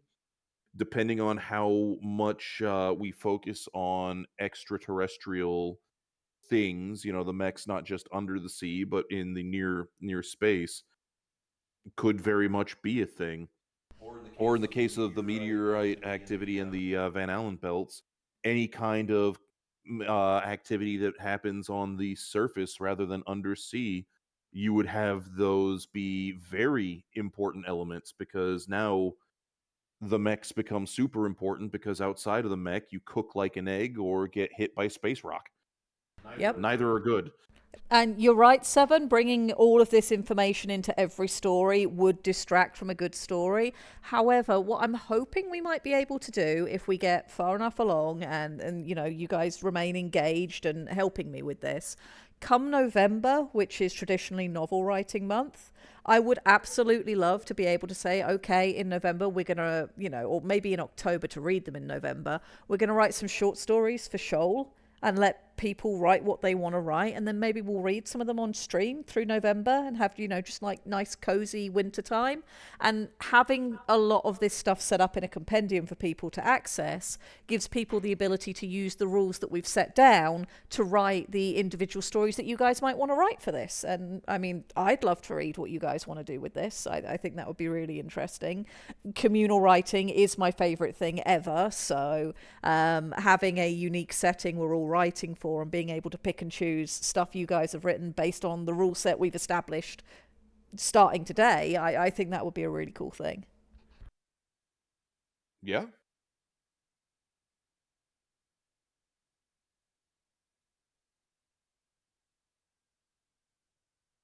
Yeah, we've got some good ideas going on here. All right, let's see. Where have we gotten to? So we've got some unique things that we've talked about for the setting, for the system. We've got something unique going on with the planet itself. We need to name the gas giant. What is the name of the gas giant that Shoal orbits?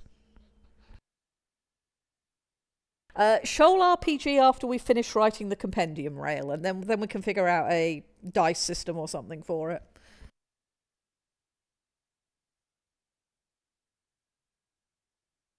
Mr. Jiggle, if you want to use what we come up with as a base for an RPG, you go for it. Have fun. Heck yeah. I mean, that's the fun thing about creative writing like this is you can turn it towards more than just short stories and novels. Name the gas giant Harbour. That's very in keeping with the theme we've gone through so far. Name it Wide Tom. I mean, that is the obvious one, yes. Do we know what the gas giant looks like yet? That could affect the name. That's a good thing. All right. What do we want the gas giant to look like?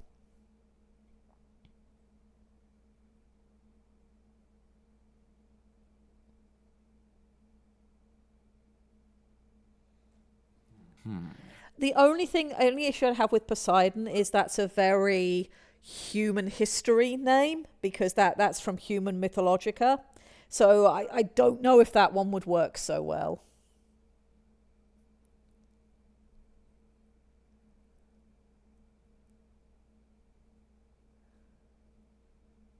You want it to look like a pearl? That would be pretty cool. And again, very thematic. Yeah. Yeah, I like the idea of it looking like a pearl. What do we want to name it? See, this is the part that I generally fail at. Naming things is something of a struggle on my end. So.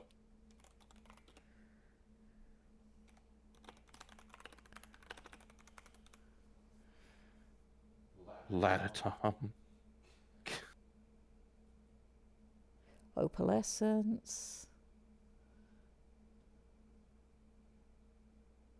The eruptions could have colour to them, which would be really interesting and could affect the culture later. I think that's a great idea. Yeah? We can worry about what colours that will be when we get to the culture section.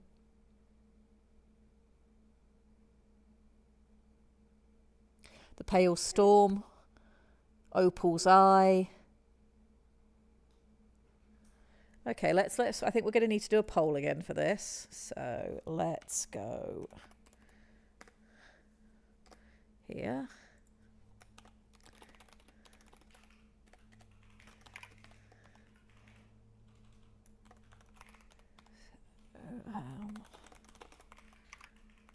What else did you guys suggest? So I'm liking Heckministan's idea and then just kind of tweaking and monkeying with it to make it sound more, fiction-y. What's that? Because I'm currently looking at a poll screen. Originally was saying lust like the luster of a pearl. Then I'm just kind of throwing letters together to come up with some permutation of that.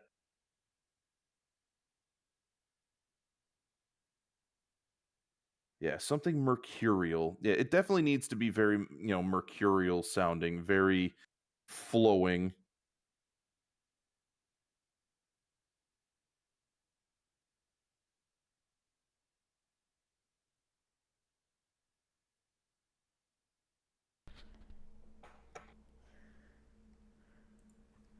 Okay, I like that one. Let's plug that in. Luastra is a good choice. There's a lot of good choices here. Yeah, again, literally, Heckmenistan gave me the idea, and I just kind of went, bit. Okay, well, I've got a range here. We've got a 2-minute poll. Go and choose which one you like the best.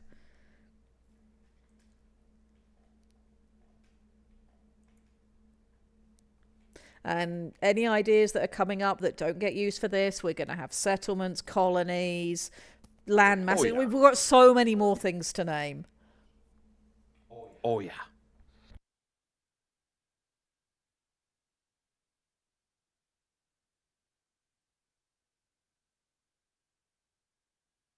Okay, let's see what's winning.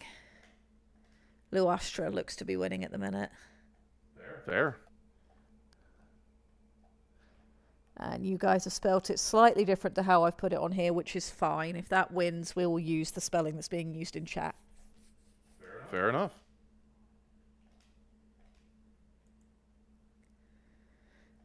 We'll let that run down. And somehow it's already 20 to 5, and I don't know how that happened. Yeah, no Which kidding. is to say I know exactly how that happened. I'm doing writing things, which always just uses up all of my time, and the day flies by, and I love it. And it's Froth, nice to I have think, will be a community. great name for some other things that we'll have in the setting. Froth is a sort of watery word that comes from sea breakers and the like, so I think that will be a really good name for something on planet.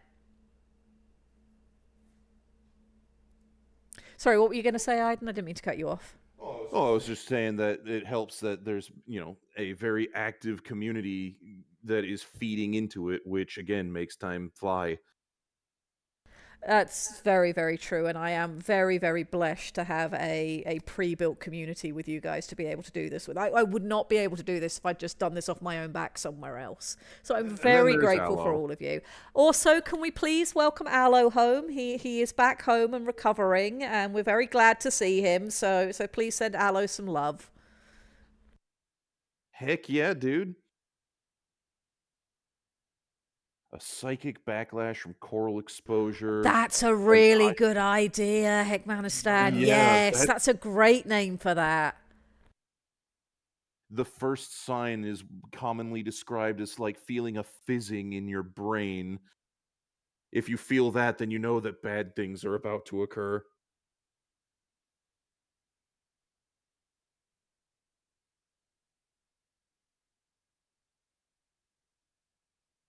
I have made a note of that. Okay, so Luastra 1, do we want it spelt the way I spelt it or the way you guys have been spelling it, where it's 2 E's and no A? What do you guys want to do with that? I'm cool with having the A in there. You like the A in there? Yeah. Fizzing in my brain is how I always feel. Mood. Yeah. Oh, there has been much call for the gas giant to be named Tom Tombadil. I think we will name the other gas giant in the system some permutation of Tom. We'll figure that out. Just Tom Bill. Give the A an umlaut. I'm not giving the A an umlaut. It makes typing harder. If I'm writing stories, I'm not worrying about umlauts. Oh ja, wie vergeht die Umlauts? All right, we'll keep the A in. Right, let me go back to here. Luastra. All right. How many moons does Luastra have? We know it's got at least one, which is Shoal. I personally think it should have at least 2 more that are further out to help make the tides manageable. But what do you guys think? Enjoy the shower. Enjoy Aloe. your shower, Aloe. I'm so glad you're home. Oh, that wasn't Zarbon Ninja. That was just, very bad Well, German. then do a Zarbon. But what if I don't want a Zarbon? I'll throw things at you. If I do or if I don't? If you don't. Oh. Fine. Thank you. There we go. We've now met our Zarbon quota. Tomb, wide Tom, but wider. I actually really like that. That's really cool. You know what? I don't care. I'm not even putting that to a vote. That's what the other gas giant is called. Tomb.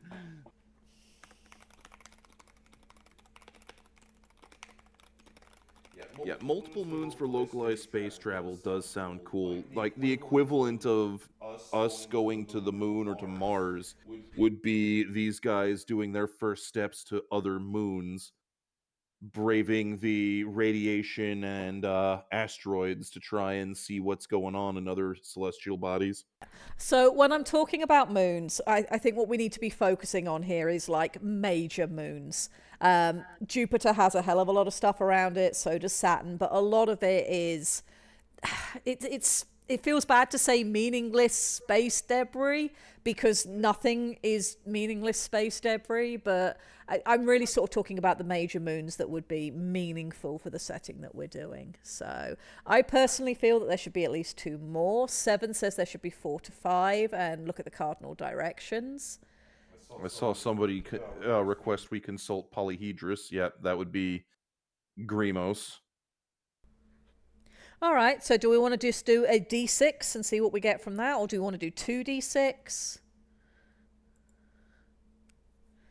We could make extra moons as we go, but I do feel like we should. And of course, we've got the other planets in the system as well if we want to roll further out with stuff as we go on. I feel like it would be in our best interest to have an idea of the major moons around the gas giant.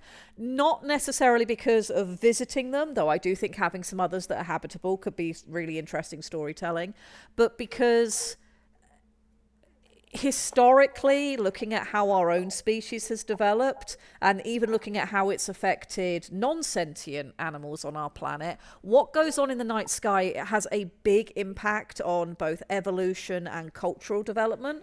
And our idea of a month is based on what the moon does around our planet. And it's very common to look up at the stars. I mean, we navigate by them. And for all we are looking at a predominantly underwater setting, the sky is still there, and even if it's not something that's being actively looked at, which I do think it is something that will be looked at by sentient species, just the presence of these different forces can affect the evolution of what's on the planet. So I would like to know what we're looking at for the major moons. Tired German thinks we should do 2d4 plus 1, so would you please do that, Hayden? I am attempting to find my D4s. They're being elusive little buggers. I know they're in here. At least they better be. We'll get to how many hours in the day and what a year looks like very shortly. We are going to get to that. And if we don't get to it today, we'll get to it next Friday. And I'll have even more questions on the questionnaire to fill in. Aiden is looking for dice. This could take some time. Well, my D4s are not in my usual die bag, which Terrible. admittedly, my backpack dice pouch has been largely co-opted to be used for BattleTech, so it's mostly D6s and above. But okay, there's a D4. There we go. Now we're cooking. Now we're cooking with Zorg juice. All right, I have 2d4. So what is it we're doing? 2d4 plus 1. Okay, 2d4 plus 1. That is a 3 and a 4, so we're looking at 8 total. Wow, that is a lot of moons. That is a lot of moons. We will work with that. The many moons. Ice cream to check on. Oh, hell yeah. So I'm going to suggest that we have 3 moons orbit further out than Shoal, which helps to ease the full excesses of the tide. So that's an interesting idea from 7 Blue 7. The moon's impact being that it helps keep the surface from freezing. I would imagine from tidal motion Yes. keeping flow. And I'm going to suggest that the 4 inner moons, because of course Shoal is one of these 8, so we'll get 3 further out. If we have 4 inner moons, the 4 inner moons cause... Could you scroll down? Because oh yes, I keep forgetting. I'm very sorry. There we go. Yep. The 4 You inner are obscured moons by the banner. cause stronger tides, but also help to keep Shoal's oceans from freezing. So that would actually be fascinating if instead of eclipses being a big thing, the once in a so ever however long phenomenon where the moons are more distant, causing freezing as a major event, kind of like how we look at a solar eclipse. Yeah, I mean that's going to get very complicated. No more than 2/3 of the moons would be habitable. I think we keep it to maybe 3 of the moons are habitable, one of which is shoal. That gives you 2 more to work with. Or do we want to go for a little bit more than that? Define habitable. I mean, we're talking from Shoal's perspective, so watery. Okay, More aqueous. moons! Moons haunted. Moons haunted. You know, we could have a haunted moon. We've got Mo talking about any of the moons to be a magnetic bundle of dwarf cord planetoids. That could be our haunted moon, and it's known as a haunted moon. Because the magnetic effects cause merry hell with whatever systems they use to be able to travel to it, perhaps? If we have a There's haunted so moon, we many need shotguns. gremlins. I mean, we're not just going to have shotguns, Rail. We are going to have mech-mounted shotguns of bigitude. Yes, bignitude.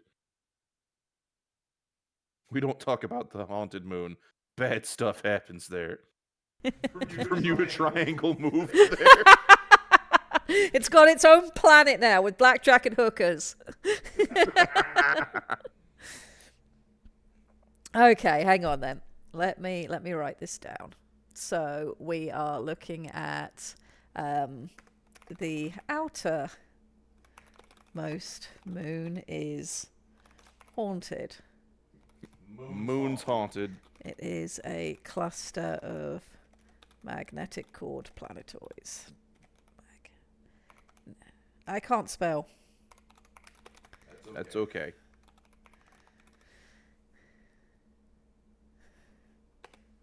Okay, is Shoal going to be the largest, smallest, or other for size of moon? What do we think about that?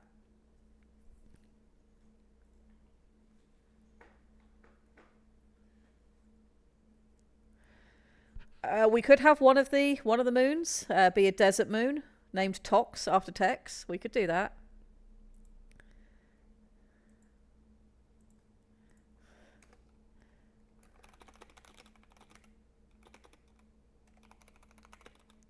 Yeah, gas giants are big, Wilf. That is a valid statement.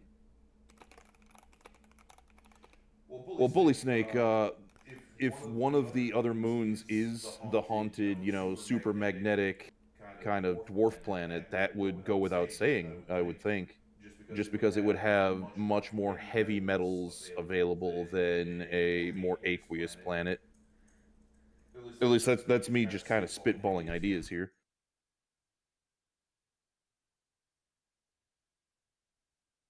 Shoal be middle of the pack. I'm seeing from Grimos, Rail, 7 Blue 7.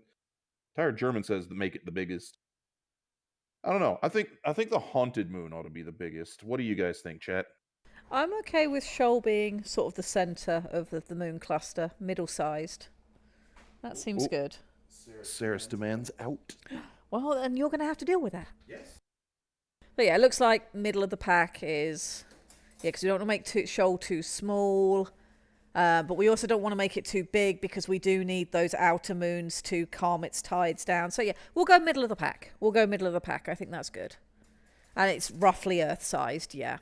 Yeah, that's where I was thinking it would be, roughly, Wilf. If we make it middle, bigger one can cause more tides and big waves. Yeah, so that gives us some potential give and take in the stabilizing. We can absolutely have surfing mecha, why not? Right, let me fill that in. Middle of the pack, about Earth-sized. All right. How long is a year for Shoal going to be? And this is where my brain starts to fall apart because I don't normally get this mathematical and scientific. I tend to try to borrow from what I know because my brain just turns to goo at this point. I've got one that's gonna brain bend you even harder. Is a year on Shoal the orbit around the gas giant, or the gas giant's orbit around the star? I was going to bring that up, and my next question was going to be: and do we just worry about 1 year around the star, or do we need to establish the 2-year system? And what does that look like?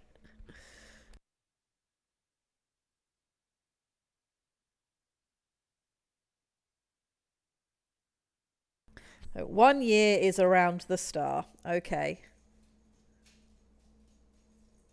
So roughly how long do we want a year to be? Do we want to try and keep it roughly standard to real world and have it be about 365 days? Do we want to borrow from Jupiter's year length? What do we want to do?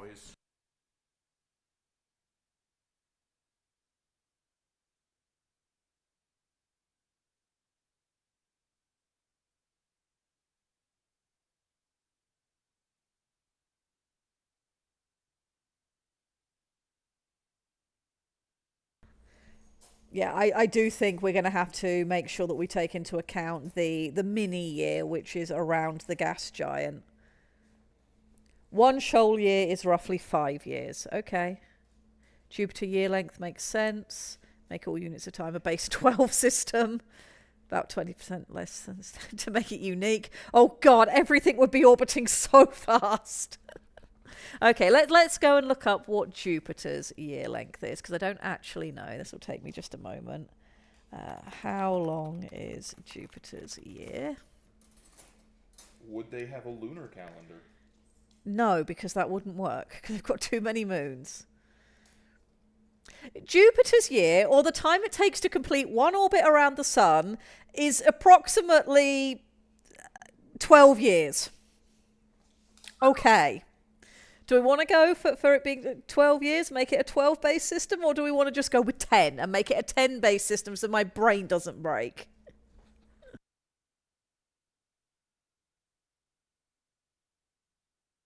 Heckmanistan, I think something like, how long it takes a coral to mature as their innate sort of time measurement would be really good, but that's something we'll break down later.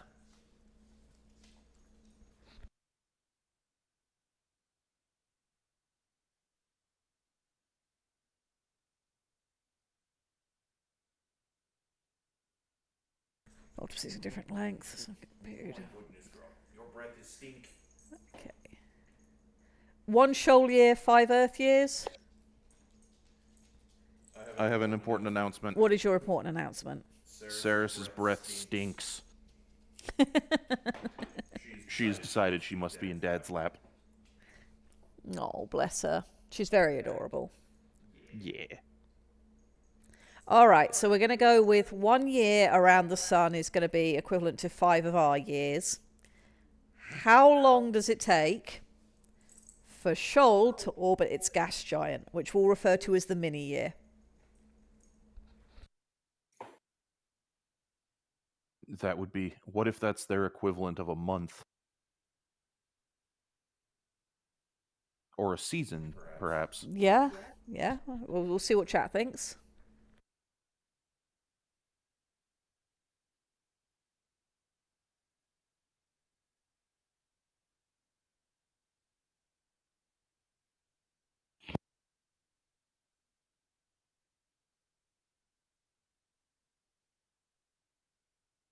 All right, let's see what you got for me, chat. The mini year would be a quarter of the full shoal year.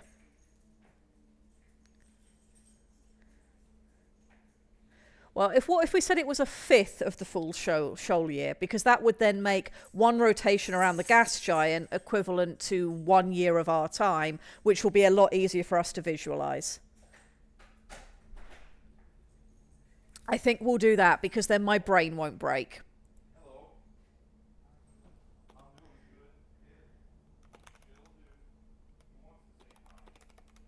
1 year by Earth standards around,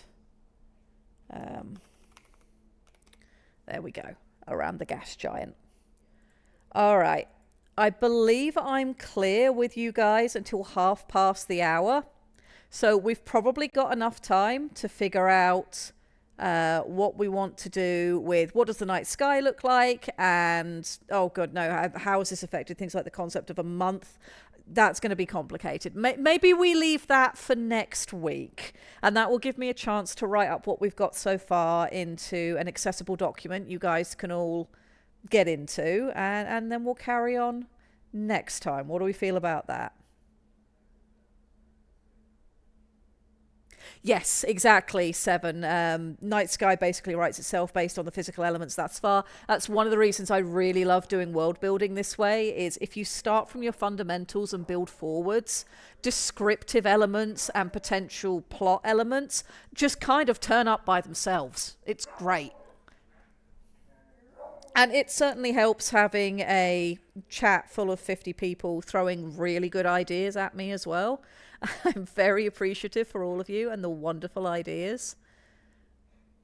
Grimo says he feels good about that. Yeah, I think this might be a good natural stopping point for us for this week. When Iden comes back in, I will let him come and say goodbye to you guys, and we'll figure out where we go next time. This world should have flying fish. I completely agree. I think that would be really, really cool. I'm looking forward to us figuring out what we want to do with any land that we're going to have, and how we're going to make use of that, and what we do with amphibians. You have painted a Frankenmech? What kind of Frankenmech? Is it a long Irby?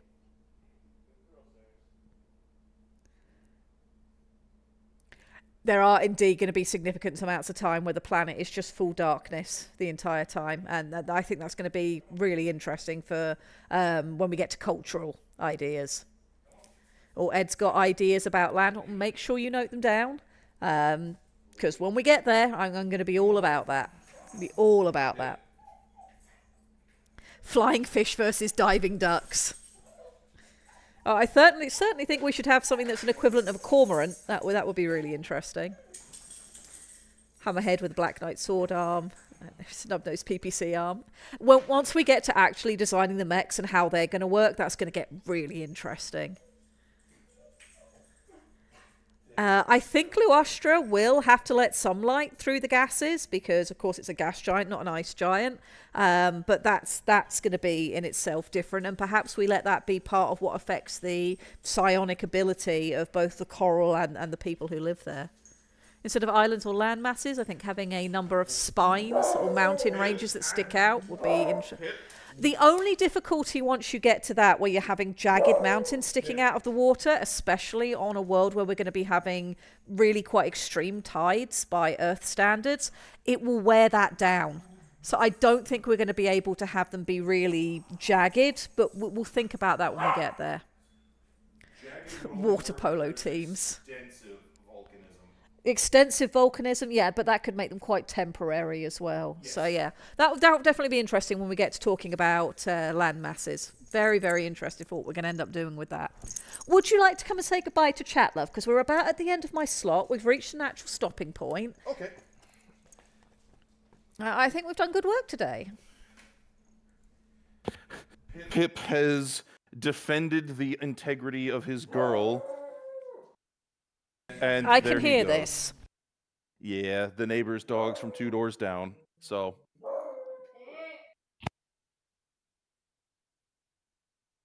man, he's wound up. Anyway, currently have a Ceres in my face, which is very nice.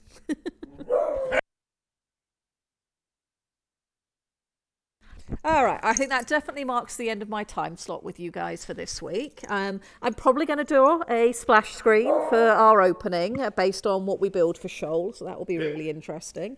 And I can't wait to see what we build next Friday. I hope you guys have a wonderful weekend. To the best of my knowledge, we do have Dep and Tex coming up at the hour. So I'm glad you said it, because I was going you were going to say Tep and Dex? Yes, because ever since I slipped up the one time, my brain can't unscramble that. Tep and Dex, get yours now. Buy one, get one free. Have a wonderful weekend, everybody. Thank you for your time and attention and all the wonderful ideas you've shared. And I do hope you have a good one and plenty of relaxation. I'm sure I will catch up with you on Sunday for WBPLW if I don't see any of you sooner. Have a lovely evening. Thank you once again. Thank you for having me, and y'all have a good one.